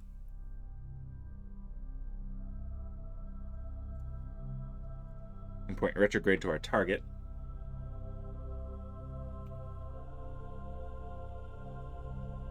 There's the station right down there below us.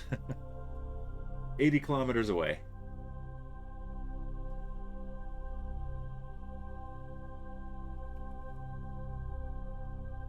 We're going to be approaching it at 200 meters per second, so we'll definitely need some slowing down.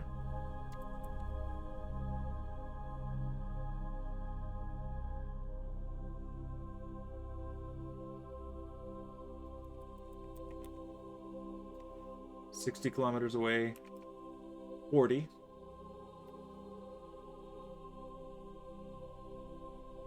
And of course we're going to approach it at night, as is tradition. 20 kilometers away. And 10. Alright, let's start correcting our approach and slowing down.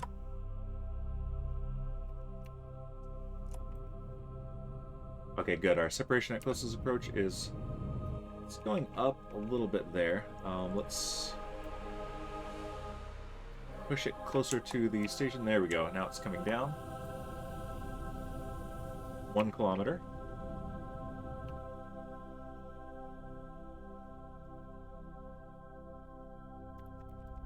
Get closer.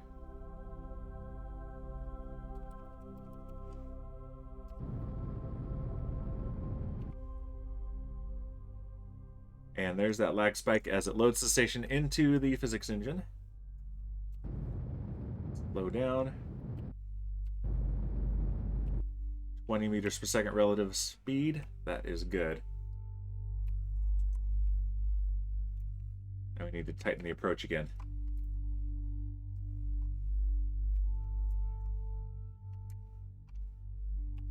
All right, 230 meters away is pretty good. So we're going to point retrograde to the target and get close and come to a stop. And then come and grab it with the space forklift.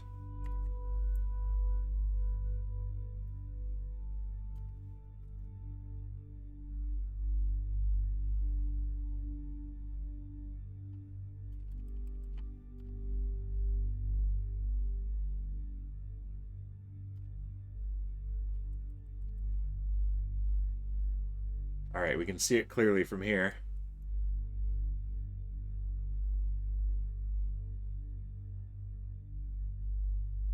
We have another notification. We've completed a contract. Let's check that out in a minute. It's probably a telescope contract. We've probably mapped a few asteroids.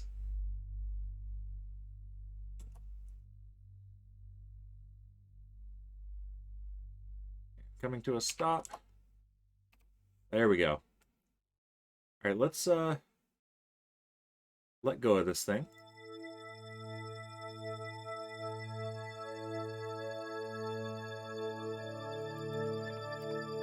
And let's pick up the space forklift.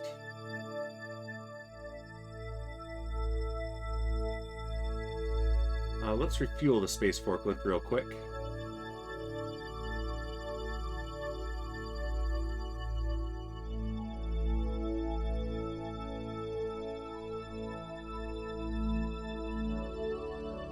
There we go.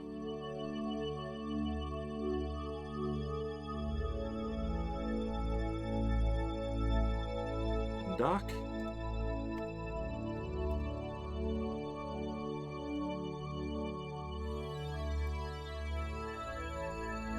And let's see, is it a probe? Does it count as a probe? Monoprop resupply. Yep, that's what we want. And shipwreck redeeming hydrate. Uh-oh, shipwreck. That means I'm gonna have to pause and be right back. And a stretch. It'll count as a stretch too. I'll be right back. Oh no!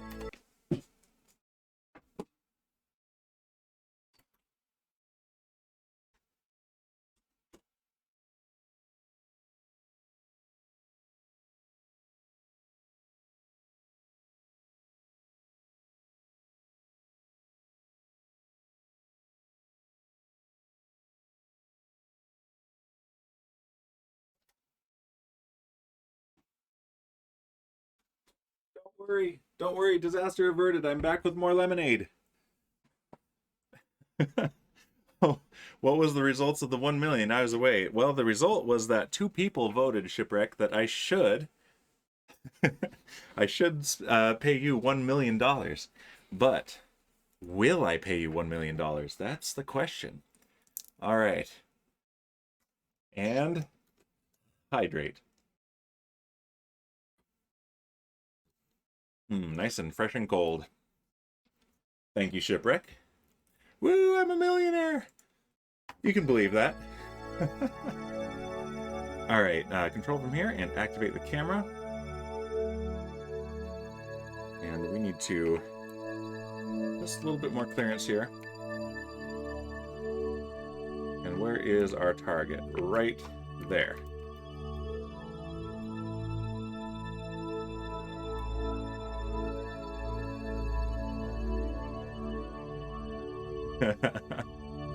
I'm bringing this to court. Sutton! Speaking of which, I think we were tentatively planning on doing that today, but obviously that's not going to happen. I'm going to have to adjust the plan. I'll be in the Discord about that. I think we should choose our jury first and then coordinate the time. But man, this week has been brutal. Fun, but brutal.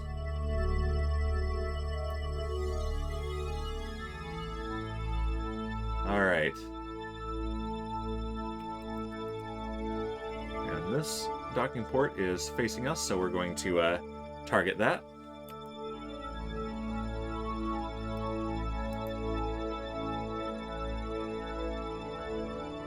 And maneuver around to that side. And we'll probably be picking this up as the sun comes up, which is nice.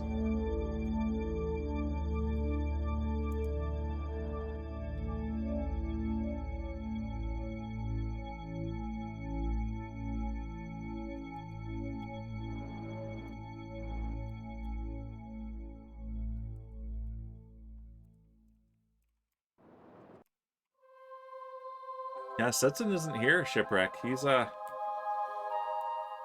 Kit is lying down, so I don't know. Your legal team, very questionable in their professionalism. Very questionable. Yep, and there it comes in range of my headlights.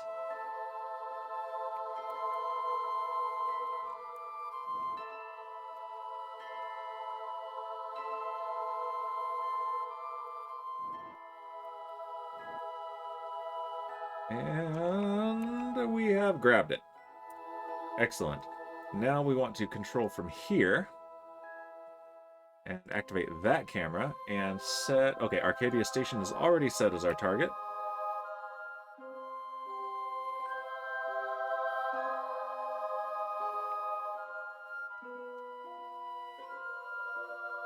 There it is.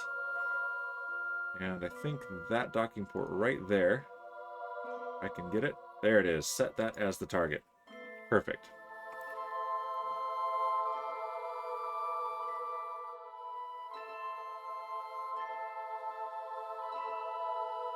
And now we're carrying something heavy, so it's going to be a lot more sluggish to control.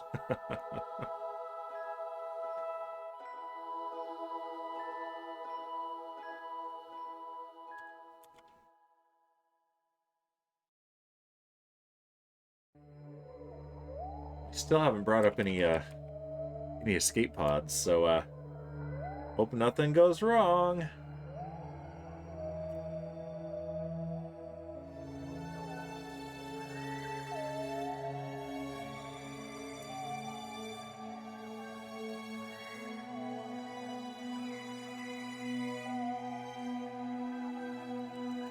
And there's the sun coming up. Look at that. Look how that lights everything up. Excellent. I say excellent a lot, but, you know, I'm probably not going to stop.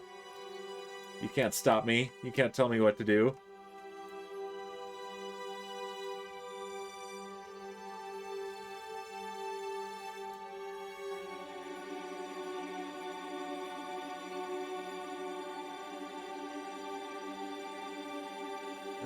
Bring it in. Line it up. We're lined up vertically. We need to drop it.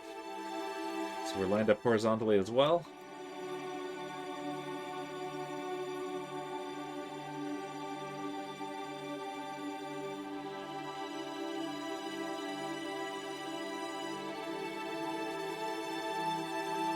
And just like that. Okay. Good alignment, and now we bring it in. Nice and gently. We don't want to hit the station hard with something this heavy. That'd be bad, okay?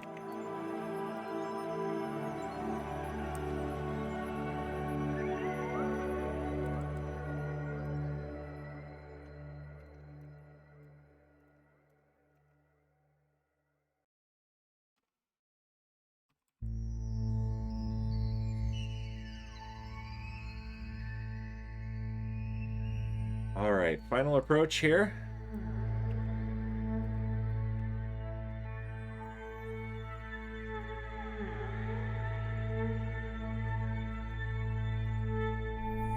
And we're docked. Give me just a second with the cough button.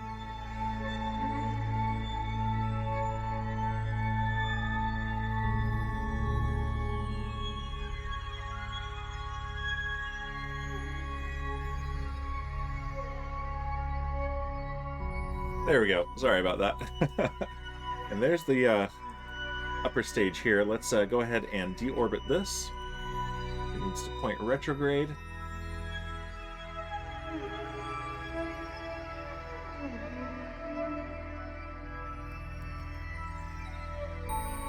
Alright, make sure it's not going to hit the station or anything. Perfect. And full throttle. In fact, let's point straight down at the ground and full throttle.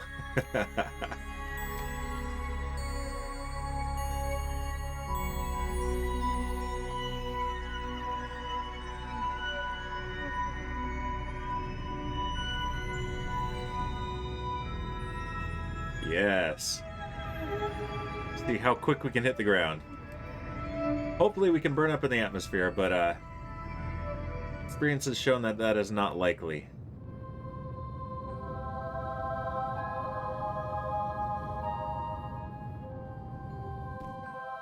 Alright, and we are out of fuel, so let's just turn stability assist off and let this thing fall. Probably right into someone's backyard. Gonna go butt first because the engine is the heaviest piece. And it's going real fast, so we might actually get to explode here.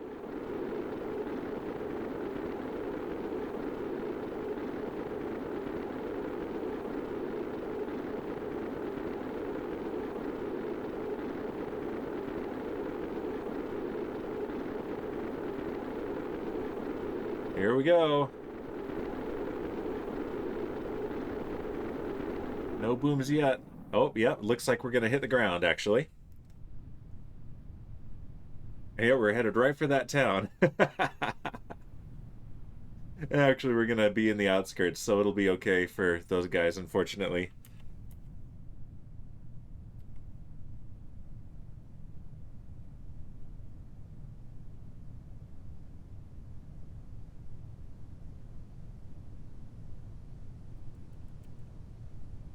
All right. Gonna hydrate while we watch this thing hit the ground and explode.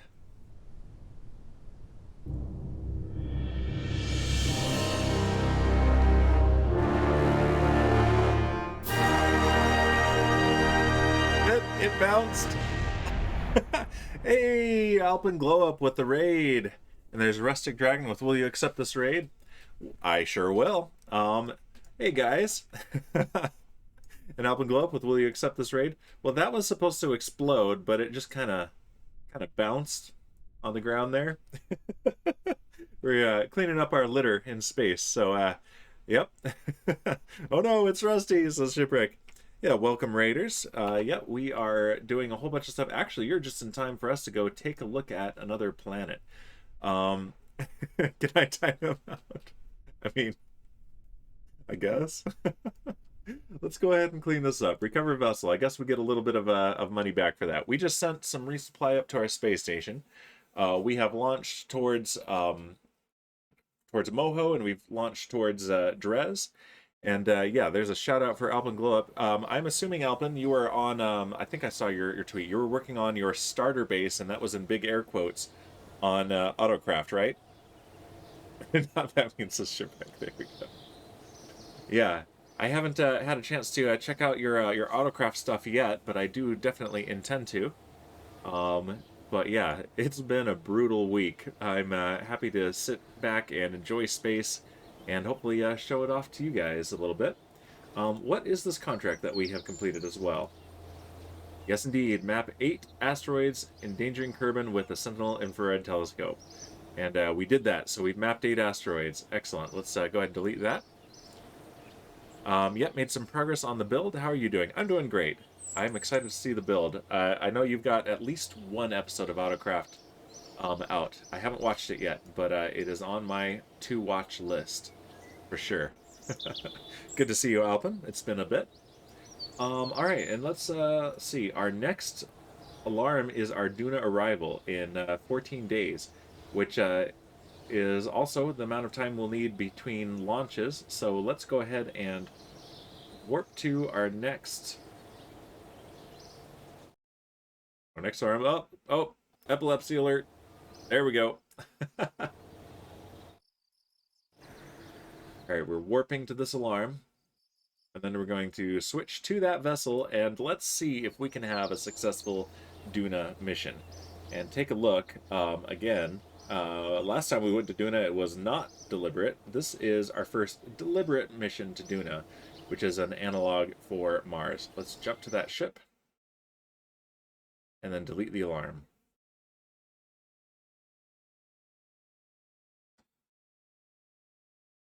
And while it loads, I'm going to take another drink. Yeah, you guys missed me talking about how very, very dehydrated I've been this last couple days, so... And that's not Duna there. Are we at that ship or not? Nope. It jumped to the wrong ship. It does that sometimes, and I don't know why. Hilariously, it jumped to Alpin's shipwreck. So Alpin Kerman is one of the Kerbals that we have here. No one is on board this mission, but it's very funny that after Alpin's raid, that's the ship that it jumped to. Okay, we are 1 hour away from our Duna encounter, and our periapsis is decently low. We're going to how much delta V do we have? Okay, so this stage does have some delta V. And then we have our lander and we have our relay.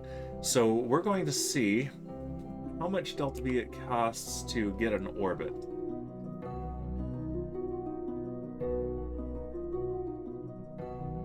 I don't actually want all that pinned. Let's just do this. There we go. And yeah, we're coming up right over the south pole of Duna, which is nice. All right, let's add a maneuver. And it's 1 day away for the periapsis. And we have 568 meters per second to play with. Is that enough to get an orbit? It looks like maybe.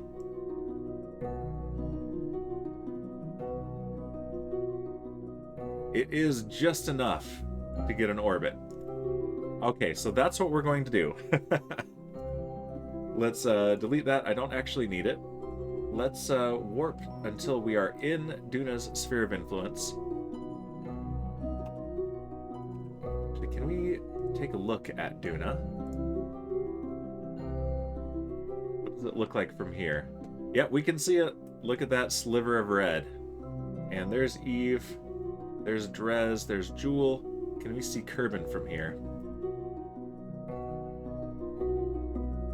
not sure we can.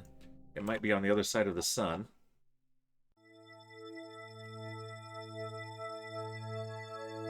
There's Kerbal. Okay, we can see Kerbal. That little green dot, that is our home. We are very far from Kerbal right now.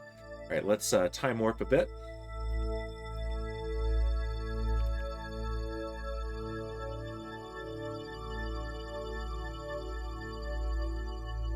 To right here.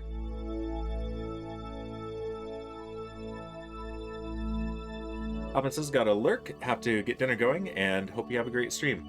I hope you have a great dinner, Alvin. It's good to see you.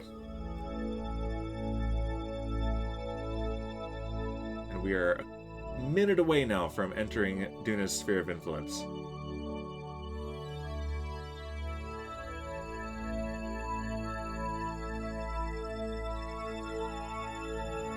Elric, how are you doing? And redeeming the hydrate. Yeah, Elric, I only have the hydrate active right now because I'm so dehydrated, so much to Shipwreck's dismay, there are no boozinates today and no drink cam, but thank you very much for the hydrate and for taking care of me. Delicious. You know what always cheers me up? Laughing at other people's misfortunes. Well, no misfortune here, Shipwreck, so I hope that you're not in too bad a cheer. Okay, let's go back out here and let's watch as for the next 1 day in-game in 4 hours, we approach Duna. Let's time warp just a bit, because this is actually pretty stinking exciting. The last time we went to Duna, it was because we... Hey, be misfortunate. We'll see. We'll see. In fact, Shipwreck, you want to make a prediction? Will I successfully land on Duna? Yes or no? But yeah, the last time we came to Duna, it's because Jebediah Kerman derped and got lost in orbit of the sun and did not get to come home. He is still there. And we sent a rescue mission with Valentina and Bob, and they did not make it. They did not have enough Delta V to get to him, but they did end up accidentally flying by Duna. Oh, Satan says, Dan, I just witnessed true magic. What was the true magic that you witnessed, Satan? I'll fill you in later. Okay. Mysterious.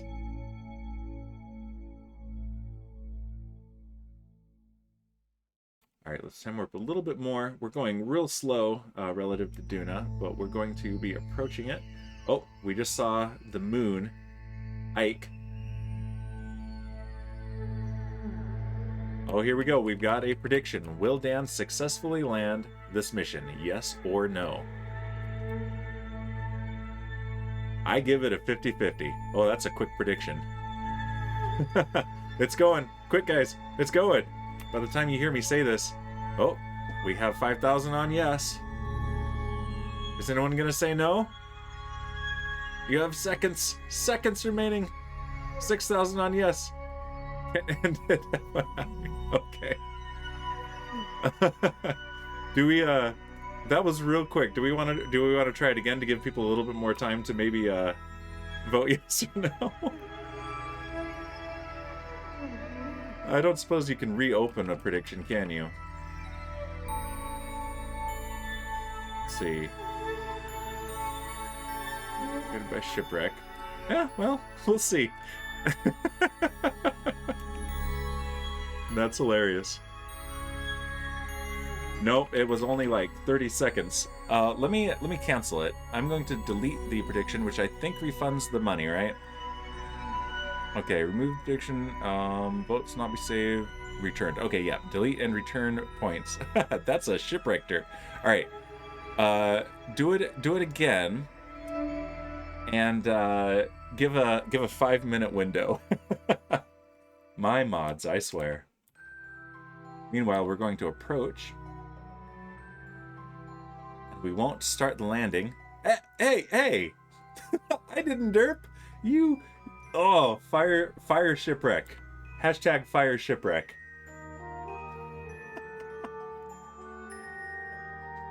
Oh, we can see the shadow of Ike moving along. And yeah, we are quickly approaching Duna now.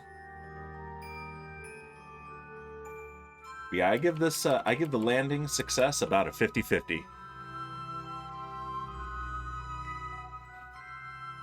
It all will depend on if it can survive reentry with this heat shield and if the parachutes are enough to slow it down. And we won't know until it happens. There we go, that's better. Will Dan successfully land the mission? Yes or no?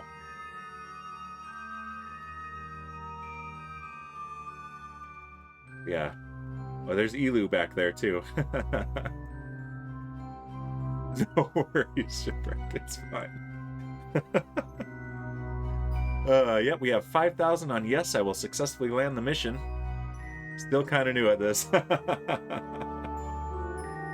No worries.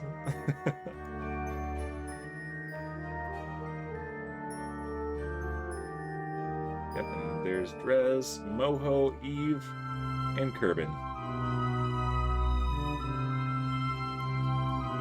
I wish I could predict in these predictions. I need my Supreme.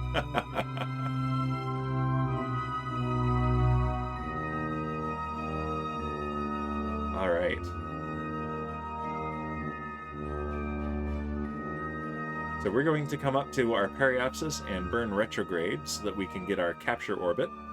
And then we're going to start preparing for our landing. But as long as we have our capture orbit, then that means that our relay is successful. But again, I won't be able to end it because I voted. No worries. I'll end it when it's time.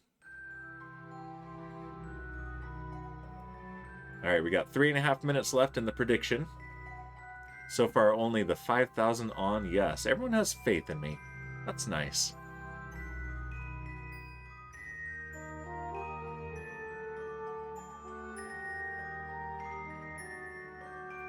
Okay, we are coming up on our periapsis in just over 9 minutes. Let's point retrograde.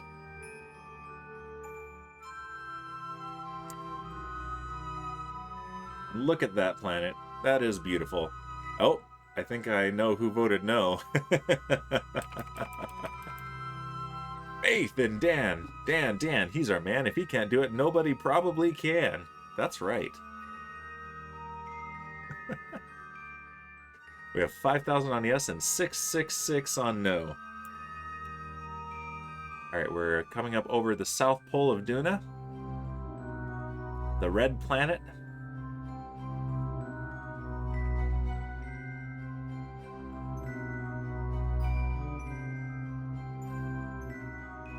Hey, Satan, says Shipwreck. Yep, Satan is here. Presumably also playing on his hardcore Minecraft world at the moment. Alright, we're coming up on... Let's get a screenshot of this. That's pretty. Hi, ship, says Satan. Satan is a master and should start streaming. I agree. I would totally... We were on the hardcore server. Yep. I would totally watch Satan stream. Just putting that out there. 2 minutes. 1 minute to the periapsis. We will burn full throttle. Passing over the South Pole now.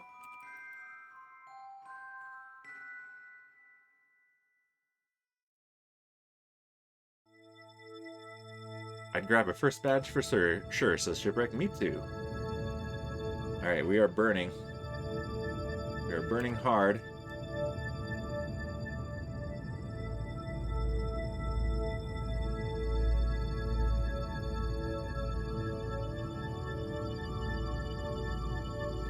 Okay, just as we run out of fuel on that stage, we get our capture orbit. That is fantastic. Okay, that is an absolute win. It's not the win in the prediction yet, but look at that. So now let's make sure our staging is still good. There we go. Thanks, guys, to Satan. It'll be coming soon once I can change my name back. Ooh, hype. There goes that. It's now space junk. Okay, and now we have 641 meters per second on this stage. So what we need to do Look at the planet wiki. See if this has the information we need on Duna. Okay. Distance. Does this have atmosphere? Okay, sphere of influence. Atmospheric height is 50 kilometers, so we need to get a periapsis within 50 kilometers of the surface of Duna. Then first craft, gotta be voted in though. I would vote yes. Alright, so we need to get to our apoapsis, and that's in 22 days. Oh geez. Okay, so let's shorten that. Yeah, let's start this engine.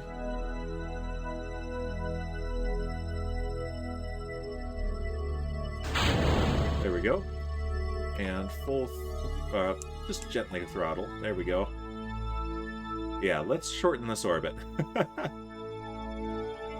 No need to wait 22 days just to get to apoapsis.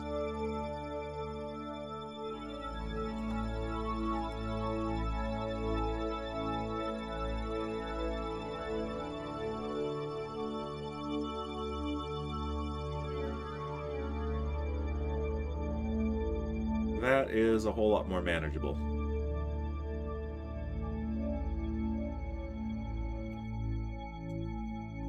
Yeah, let's get it down to a 2-hour orbit, so 1 hour to apoapsis. There we go. That will do. And so now what we need to do is get to apoapsis, drop our periapsis into the atmosphere, release the lander, and then raise our periapsis again so we keep our orbit.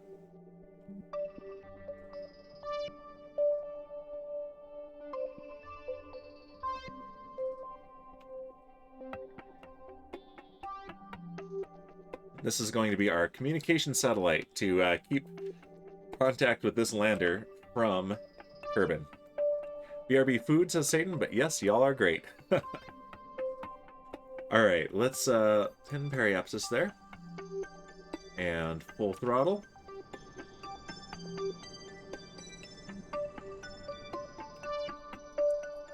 Let's bring it down to about... There we go. That will be good. And yeah, that dips into the atmosphere right there. So let's separate the lander.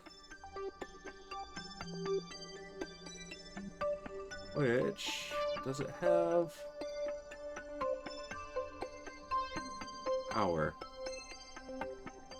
Actually, we're not going to be using this anymore, so we can drop it even more. There we go, and that'll give us a landing spot right there. Okay, so let's ditch that stage. And the lander. And hopefully this will work out.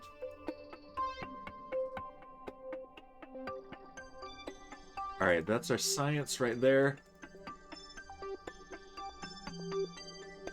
And okay, we're not using a lot of electricity right now. That is fine. Let's turn off stability assist. Let's go back to our other one here, and let's activate that engine. And we need to burn prograde so that this does not fall into the atmosphere. This needs to stay in orbit. Which now it is doing.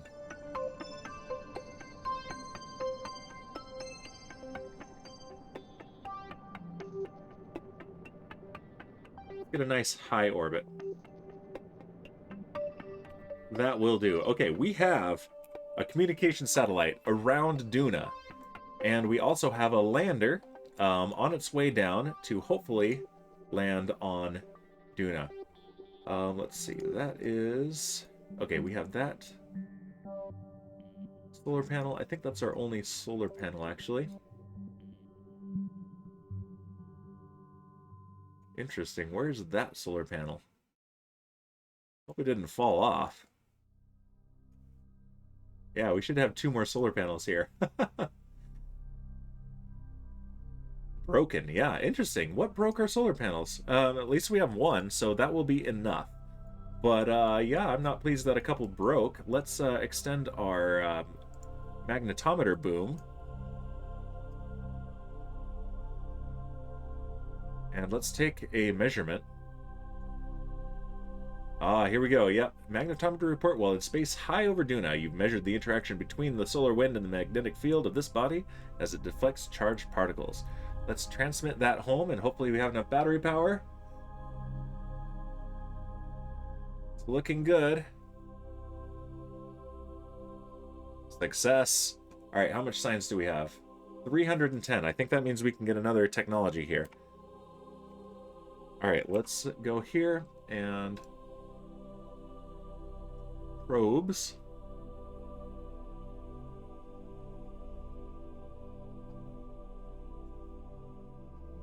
And this is the one here. Okay. Switch to. This is our lander. All right, here we go. This is it. Let's very carefully monitor our resources, because I don't think we have a way to recharge our batteries here.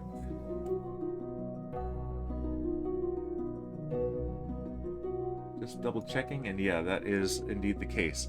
All right, and hopefully we can maintain communication. That's another variable here. But yeah, we are going to go ahead and let's hibernate this so that we can save some electricity and pin that control panel. And let's time warp.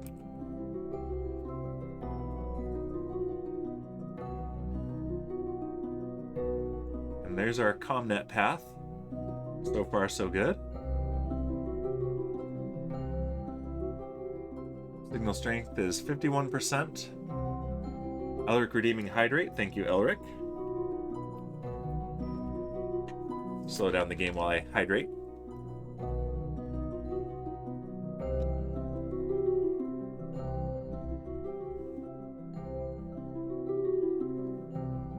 Delicious.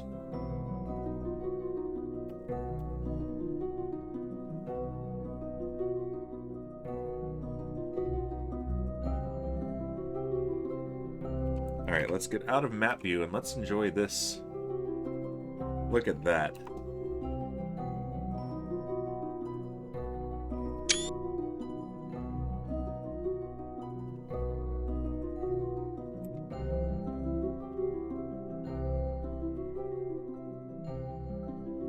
So far, so good.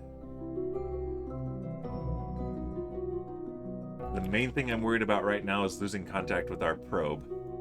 Our relay. So it's coming around here, and hopefully we don't lose contact as we come down. Wait, why is our periapsis height so high? Oh no! Guys, we gained periapsis when we separated this thing. How did we gain periapsis? No!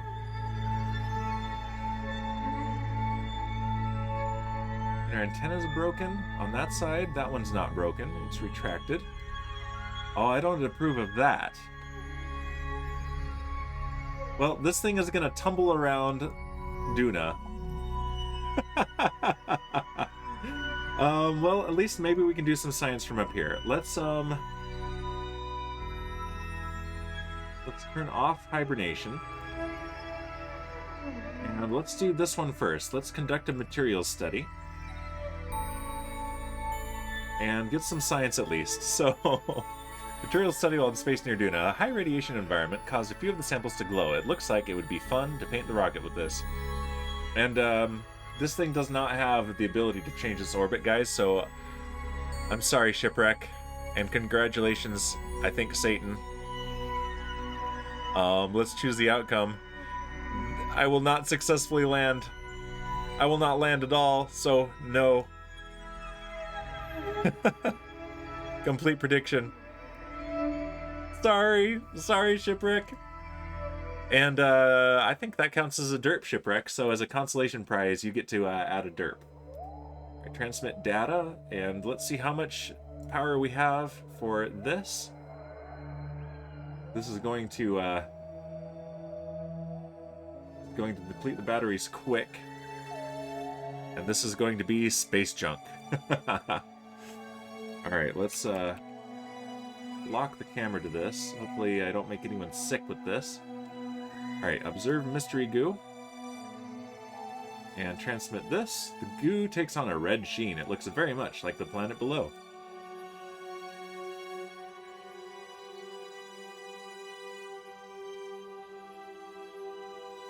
And success. Alright, let's get out of this camera view. That's making me sick. Jeez. Let's open up our science control panel. There we go. Experiments available on this vessel. Available right now. Okay. Temperature scan. Can I do it from here? I don't think so.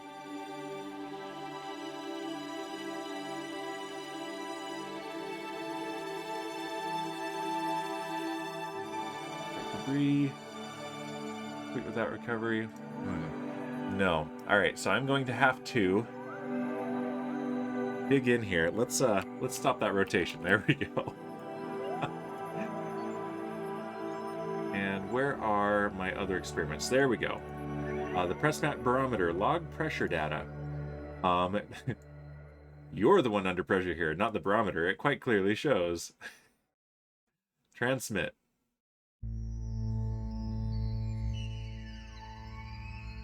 And done. Alright, looks like we have just enough battery power here. Let's get the thermometer, log temperature data. Duna is cold, so thermal back radiation at night is limited. It's definitely there though. And let's transmit that home. Overall, this is a mission success, but as a lander, it has failed. We can't run the gravitometer because we're not on the surface. Oh, that makes me sad. Oh well.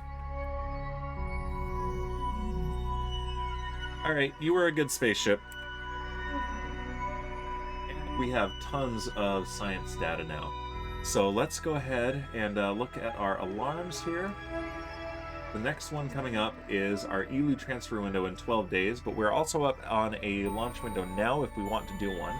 Also, we have a world first milestone. We have entered orbit of Duna, and we got some money and some science. We have entered into suborbital space flight above Duna. Money and science, and we've gathered the first scientific data from Duna. And that should also complete a contract. Yep, that's the one where Kaylee was killed. There we go. Science data from space around Duna. That gives us 116,000 spaceos and some science and some reputation points. We can delete that. And let's take a screenshot of this sad spinning spaceship that did a good job. There we go. That's a good screenshot right there. At least you get a good view as you slowly die in space. Alright, back to the Space Center. Let's see what we can do with this these science points. We might want to save up just a few more, or we might want to spend some now. There we go. Here comes the Science Center. There it is. Research and development.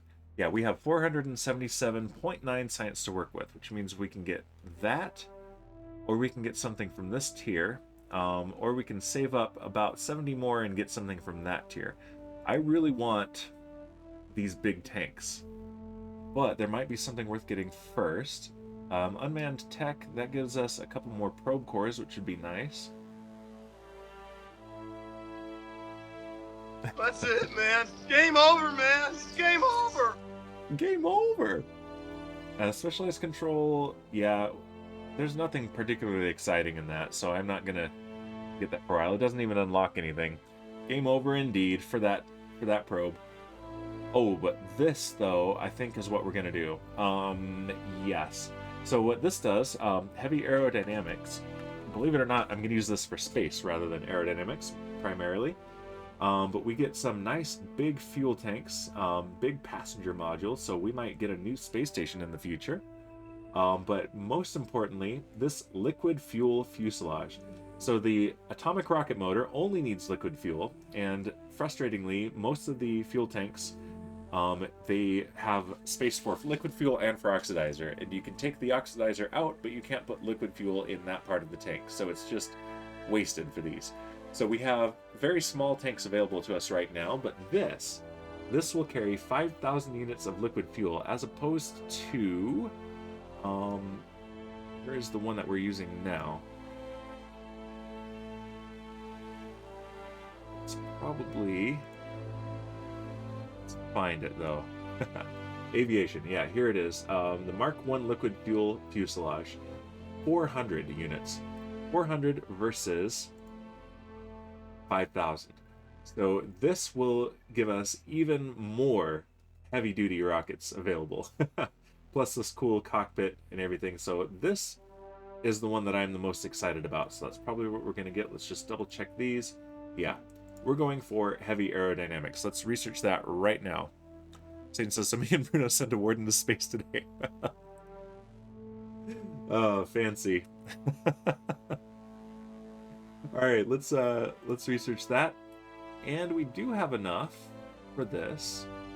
But we're gonna save up. So yeah, that's exciting. I made a TNT launcher from his warden farm and sent it 1,200 blocks in 6 seconds. That's like 214 meters per second, 479 miles per hour. That's not quite space though. Space is 100 kilometers up. That's pretty high. That's very impressive, though. I bet that was a ton of fun. All right, let's see. What do we have for offered contracts next time? There you go. Is that the true magic that you witness? Is that what you're saying? Okay, we can recover a module from orbit of Minmus, and that pays quite a bit. Conduct observational surveys of Minmus near Elric the Troll King Kerman. Well, interesting. Elric has detected some observational inconsistencies to the southeast. Head in that direction and follow up with a series of reports. So we take an EVA report on the surface at that area to find observational inconsistencies. That's kind of fun. I've never seen that contract before. It doesn't pay a ton, but it gives us a little bit of science, and it uses one of our Kerbals. Let's take it. And rescue Canard from orbit of Kerbin. We're going to accept that and rename it for a viewer.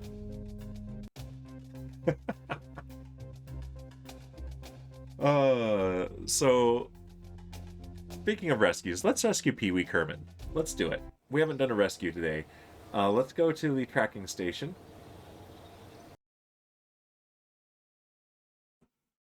And let's go to our space station and release the passenger ship. Let's see, stations are active. There it is, Arcadia Station.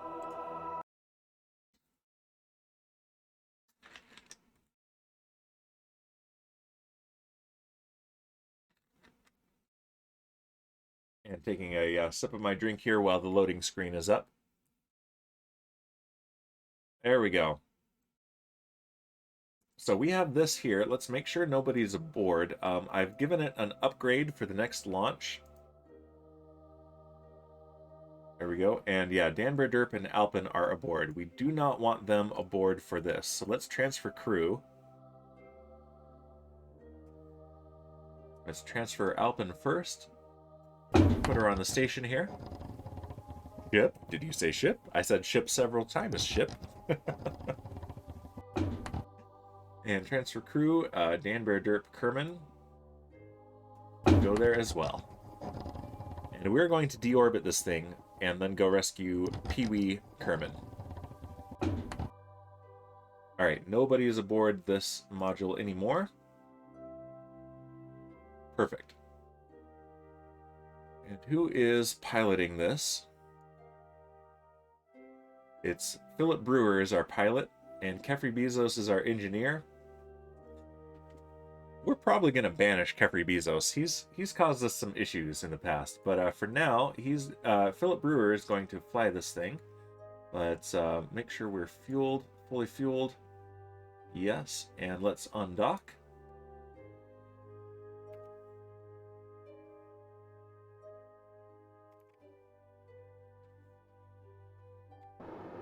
And get some space. There we go. So first things first, we're going to send this back into Kerbin's atmosphere. We still have that fuel tank we need to deorbit as well, so... Alright, let's get just a little bit more clearance, because we're going to be flipping this thing around. There we go.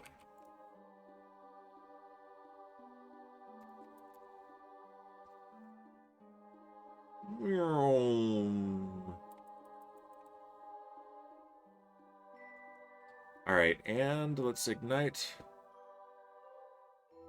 Let's disable that engine before we derp. Wait, is there fuel in this? There is fuel in this. So... it's a little bit of a waste of fuel, but it's not a big deal. Let's close that. Let's release this. And this can let itself down. Oh, no, it can't. Ah. That's annoying. It doesn't have its own controls, so... Alright, let's set this as the target. Control from here. Use our RCS maneuvering thrusters. And pick it back up again, I guess. Back to plan A.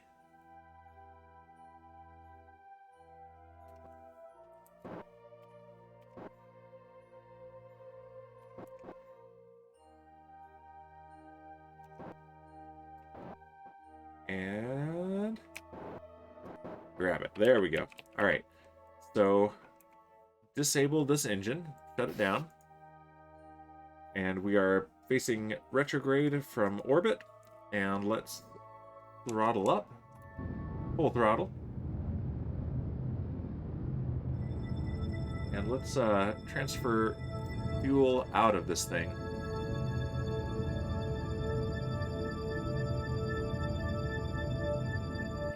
There we go.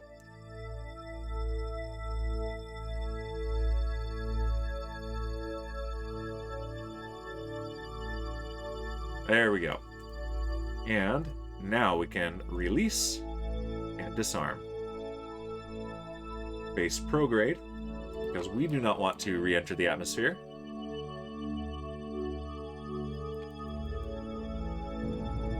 And full throttle.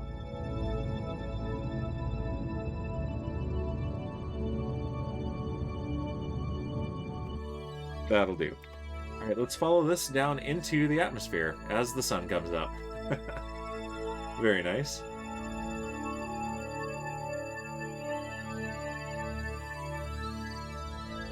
And yes, confirmed there is no one aboard. We don't want to have another tragedy.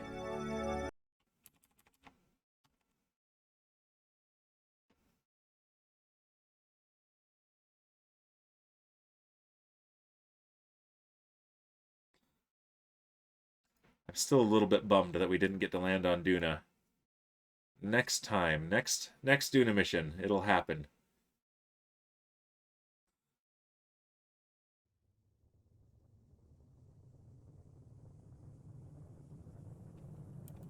Alright, here we go. This thing is not rated for atmospheres.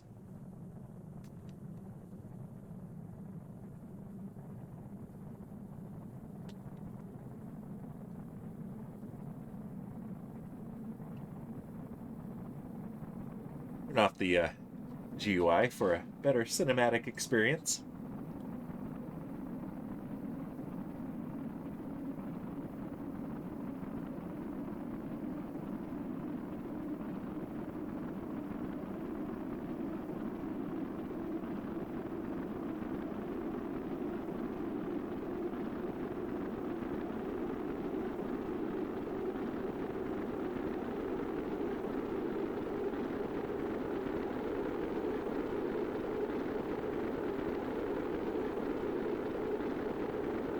Shipwreck with the hydrate and the stretch. Actually, it's going to be super easy. Barely an inconvenience. Here we go.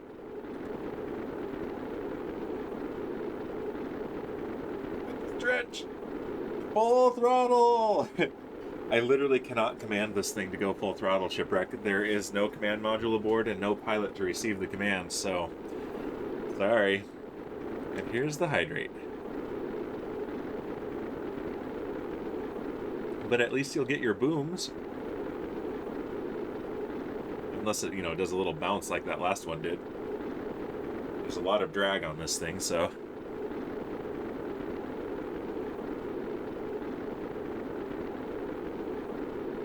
Well, yeah, I can do this. There we go, look at that.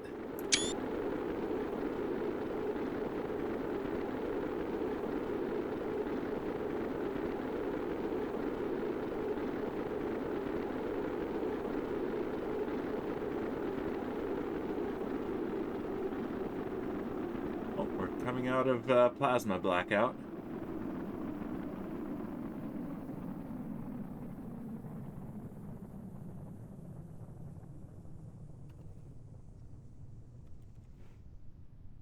Speed up the game a bit.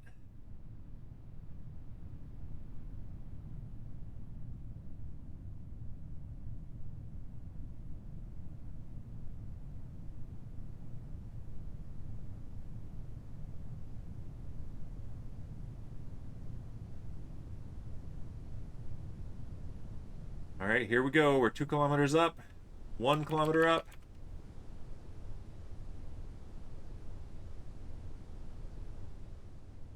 And splash.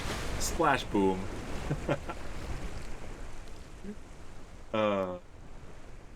There we go. Let's go to the tracking station. And go back to the pork rescue vehicle.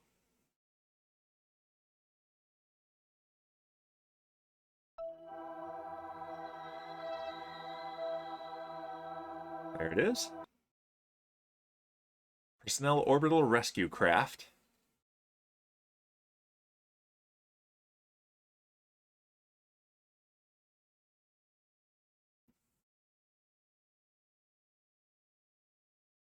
And here we go.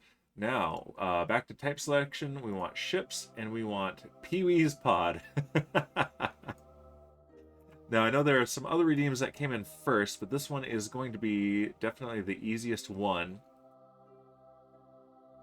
Oh, I need to enable ships. It's going to be the easiest one to get, so we're going to go for it. Where is it? Pee-wee's Pod. There it is. Okay, and we're all the way over here. Pee-wee's Pod has an altitude of 76 kilometers. We need a more circular orbit, I think. Also, we have an... No, we don't have an inclination. We're good. We have a 0.1 degree inclination. That's nothing. 0.08, in fact. So, if I do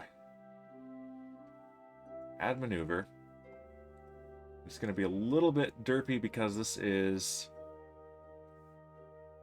We're not in a very circular orbit right now. But if I burn retrograde... Okay, there we have a closest approach.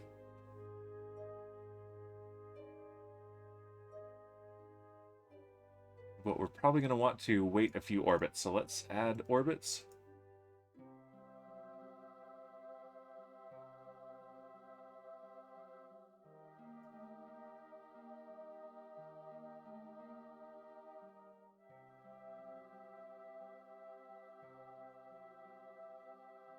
And that's okay. Yeah, if we're going to have to do more orbits anyway, let's go ahead and circularize first, because that will make this a whole lot easier. And yeah, our periapsis is low, so let's go to our apoapsis and burn prograde.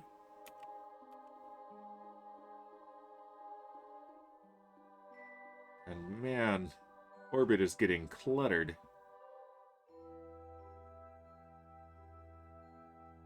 we do need to clean this up. I have an idea for cleanup, for a cleanup ship, and the new parts that we just unlocked actually will make it really nice for cleanup.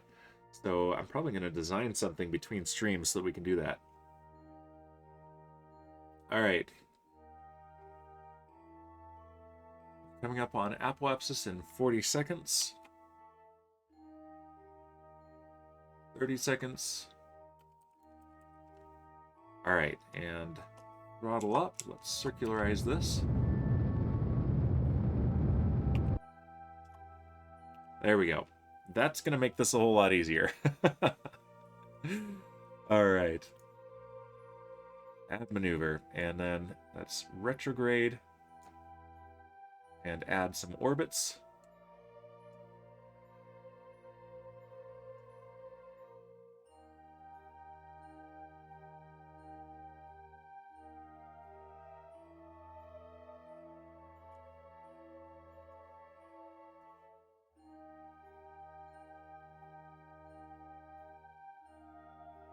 There it is, right there, I think.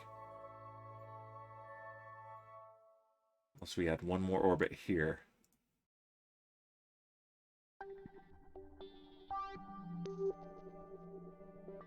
"30 kilometers. There we go.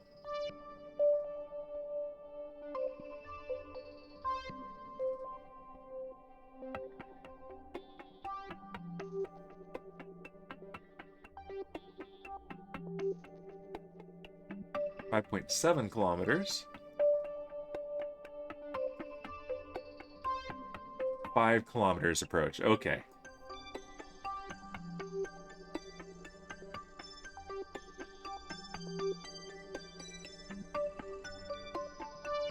All right, there is our maneuver, and it's coming up in just under 2 hours. So let's time warp.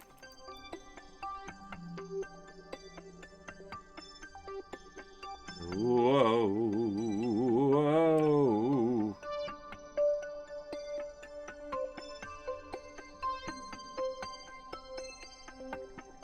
All right, 5 minutes away from the maneuver, so let's point towards the maneuver marker on our nav ball.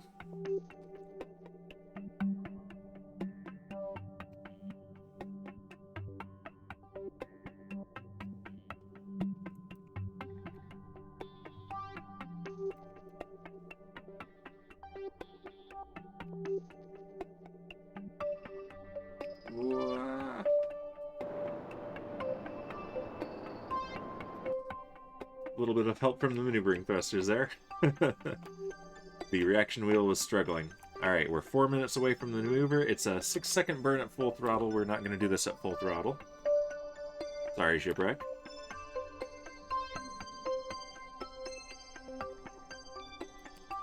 Alright, here we go.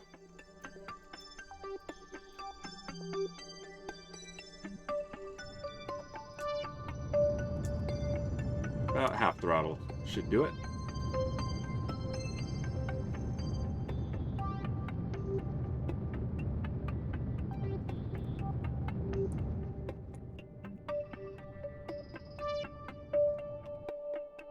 There we go. And we have a separation at approach of 5.2 kilometers, basically. So, and that is coming up in 15 minutes. Half an orbit away. Let's time warp closer to it. There's Pee-wee's pod right below us.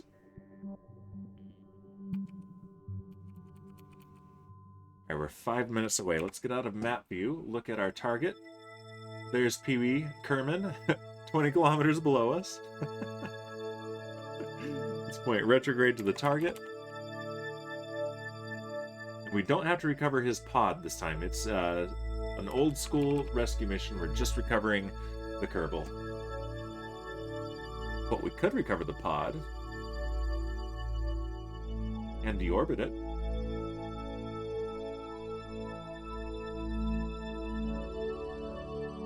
Just double check.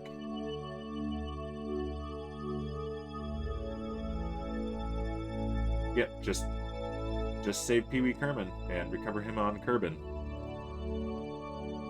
That's it.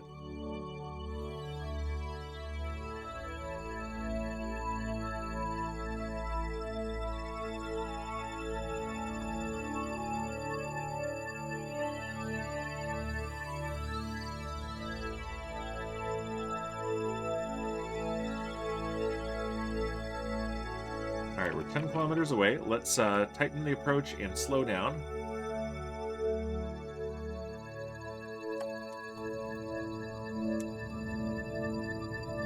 This is not tightening the approach, though.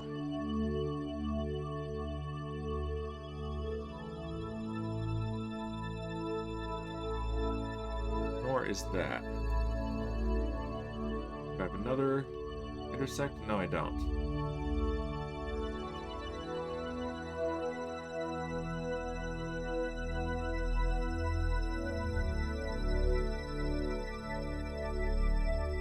Okay, so that should do it, though, if we go over here and push the retrograde marker towards the anti-target marker. Okay, yeah, that is doing it. Okay, good.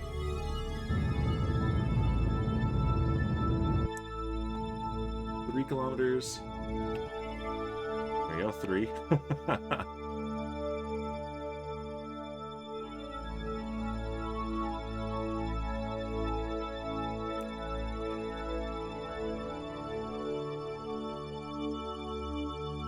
Closer.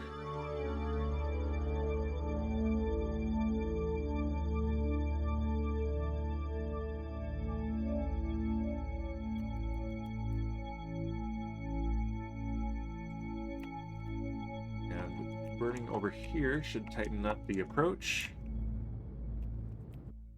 Or not.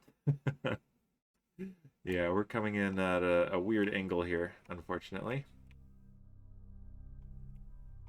As seems to happen a lot. Yeah, let's just 3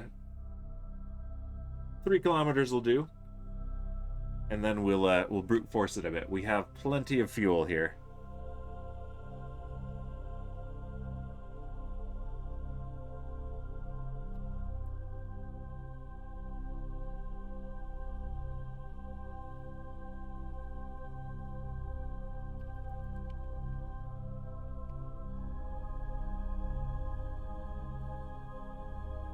I'm dubious of these numbers.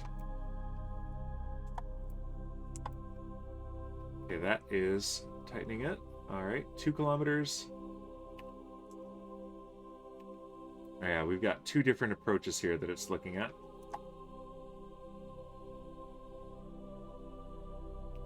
There we go. That is better. That is much better.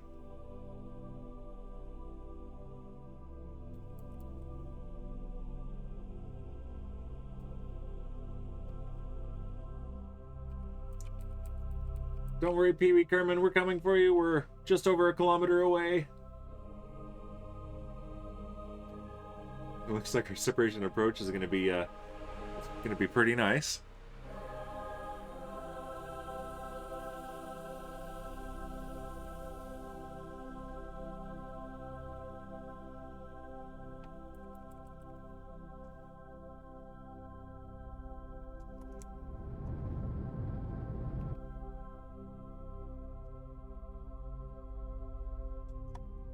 Let's come to a full stop relative to our target.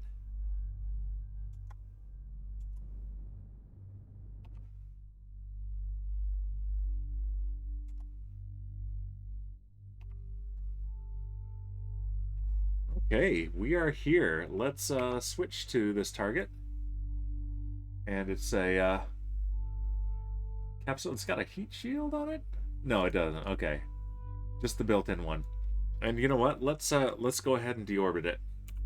Let's be responsible.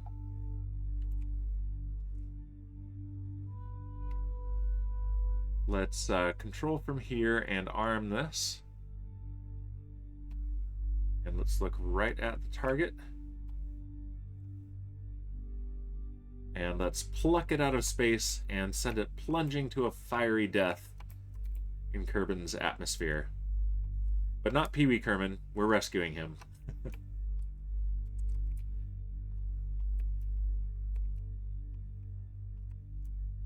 Alright. Maneuvering thrusters on. Let's choose a camera. Yeah, that one's good. Our night vision camera is perfect for this, as we are in darkness.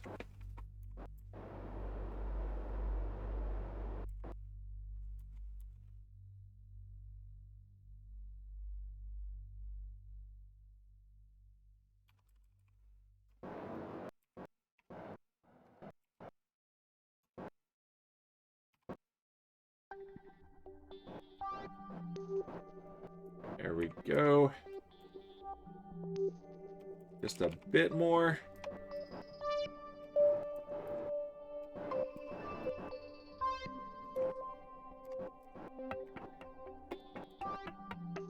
And I believe we've grabbed it.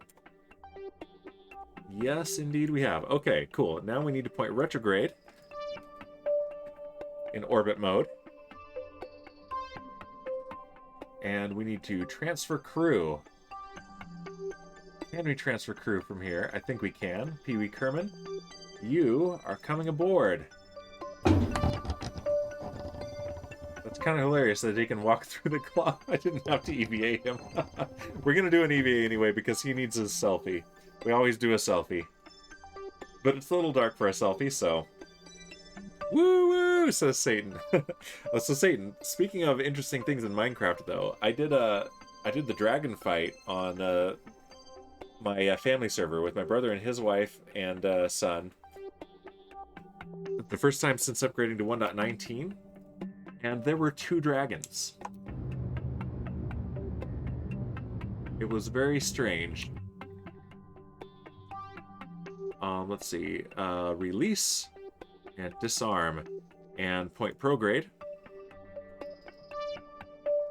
Yes, so what I think happened, I don't know this for sure, but my best theory, while they were prepping the portal room, my brother and his wife were there prepping it, and she got knocked into the portal by a silverfish, and they didn't want to do the dragon fight yet. They wanted to do it with me and their son. So my brother used commands and teleported her back. And I think after having done that, let's switch to this, make sure there's no one aboard. Yep.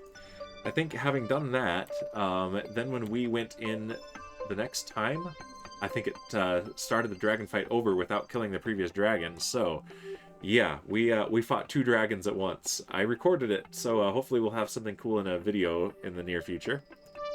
And Toga says, Satan had a name change? Yes. Yes, it was a derp, he says. Okay, yeah, he's waiting to change it to actual Satan, but without the double O, I think. Yeah. And thanks for the host, Twiglet. I have 2 rescues that I owe Twiglet. They're both on the surface of Minmus, though, so we're not doing them today. We don't have time for that, but we will. There's the Warden and the Curbinator. And yeah, we're coming down in the day. Hooray! Yeah, this thing is empty. We're just cleaning up space because it is way too cluttered right now, as you can see. Yeah, since we did kind of a soft reset, we reset the end and the overworld, but not the nether, and we brought our gear with us through the apocalypse that ended our last world. So I still had tons of rockets and elytra. My brother refuses to fly, at least so far. He hoofs it everywhere, doesn't feel confident about flying. But I was air support, so they were all on the ground, and I was flying around shooting at 2 dragons, and holy crow, it was fun. I just said cow and crap at the same time, and it came out crow. Holy crow.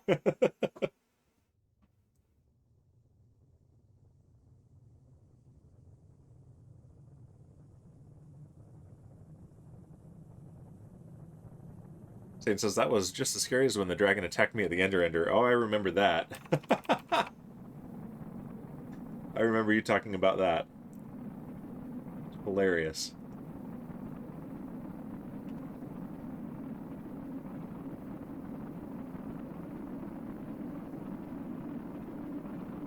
There we go.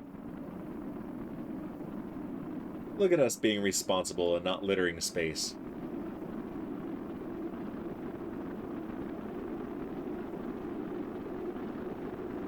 Yeah, I've got this idea in mind of sending up a ship, an autonomous ship, so no crew aboard, that has a bunch of little rockets docked to it that have the miniature version of the Claw Junior, and sending it to intercept pieces of debris, attaching one of the mini rockets to it, and then launching that to deorbit the debris. So that's my idea. I'm gonna toy with that between streams. Thing says, Druge tried to kill the dragon and died, so the dragon saw me and shot me out of the sky while I was using the Ender. It was a good time, yes. I do remember that. That was when I was still playing on the Still Alive SMP. I wasn't there for it, but I remember you talking about it, and that does sound truly terrifying. You said you turned around and saw the blocks just get destroyed underneath you. Good stuff.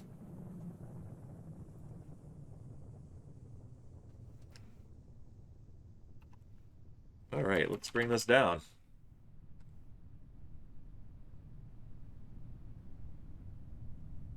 Looks like we're going to miss everyone's backyard. Oh, there's a city down there. So no, we're going to land right in someone's backyard, it looks like. Yes.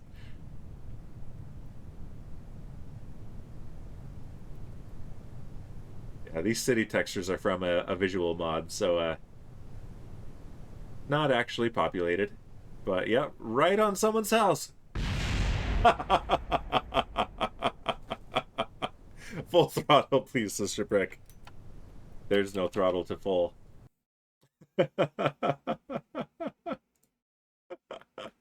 Beautiful. Right down on Shipwreck's house, probably.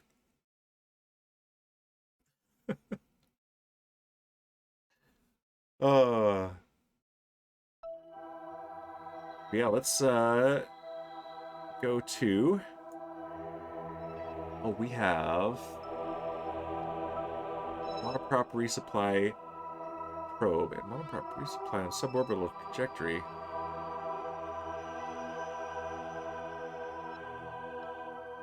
Interesting, interesting. Oh, this is a piece of that probe. Okay. Let's recover it. Let's look at it. Let's take a look at what this little piece is down there.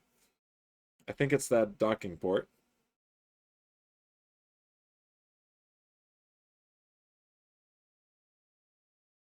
And apparently, my wife is texting me very excitedly because apparently there is a miniature Lego set of the Haunted Mansion at Disneyland, which is her favorite. Okay, so when we recovered before, we recovered just that other piece. Yeah, let's recover this. Yeah, that was right when the raid came in. We were expecting a boom, and we got a little bounce. Because of course we did. And give it a moment. It's telling me KSP is not responding, but I think it is. It's just taking a little bit to load. Yeah, we're good. Windows gets really, really eager to say that something else isn't responding. There we go. And back to the tracking station, and then we have something else to deorbit.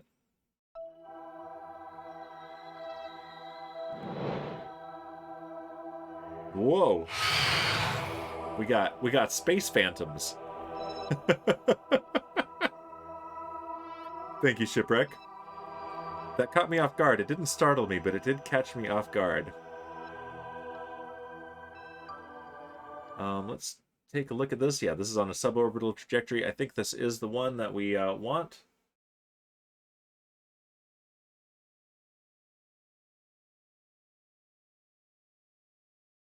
And then we're going to review what we did and find someone to raid. Yeah, this is on its way down through the atmosphere. Let's let it burn. It's empty. We don't need it anymore.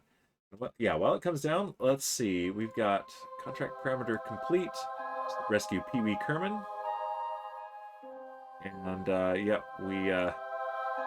Pee Wee Kerman is now part of the crew. And yeah, Kaylee definitely died. Kaylee is live. Yes, I was thinking I would indeed raid Kaylee. She came in early to say hello. She's doing Frilioth's UHC. Let's see. But yeah, we sent something towards a comet. We sent something towards Drez. We sent something towards Moho. We did a flyby of Duna, excuse me, and got something successfully in orbit. But unfortunately, when detaching the lander, we should have been pointing a different direction because the force of ejecting the lander pushed its periapsis just outside of Duna's atmosphere. So it will not be captured, and it will not land, unfortunately. But, yeah, we have our ELU transfer coming up next, our correction burn for the Comet research and prospecting probe, and then our Moho probe also right after that, and a Joule transfer window. So these will probably be the launches next time. Plus, maybe we'll get to do some garbage collection in space. That's exciting. And we are back up out of the atmosphere. I'm going to deorbit this afterwards. We just deorbited something, and it's not the first thing we deorbited today, so we've seen that. But yeah, let's go ahead and let's raid Kaylee. Let's just double check. Kaylee Obsidia, playing Minecraft. And yeah, here is the raid message right here. Thanks everyone for dropping by. This was a whole lot of fun. This was an exciting one, especially for the Duna flyby. But yeah, if you are subscribed, which you probably are thanks to an insane amount of gift subs Kaylee has given out, copy that whole thing. Otherwise, just copy the part between the totem emote. And yeah, I will not be here for Minecraft on Monday because we're going camping. First camping trip for my twins. But I will be back on Wednesday for whatever Wednesday, probably doing more overload. But yeah, I'll see you guys next time. Let's go ahead and start the raid. And we'll do more Kerbal Space Program next week. And I haven't decided yet if we're going to do a Makeup Minecraft stream or not. But if so, I'll let you guys know. And I'll see you later. Goodbye!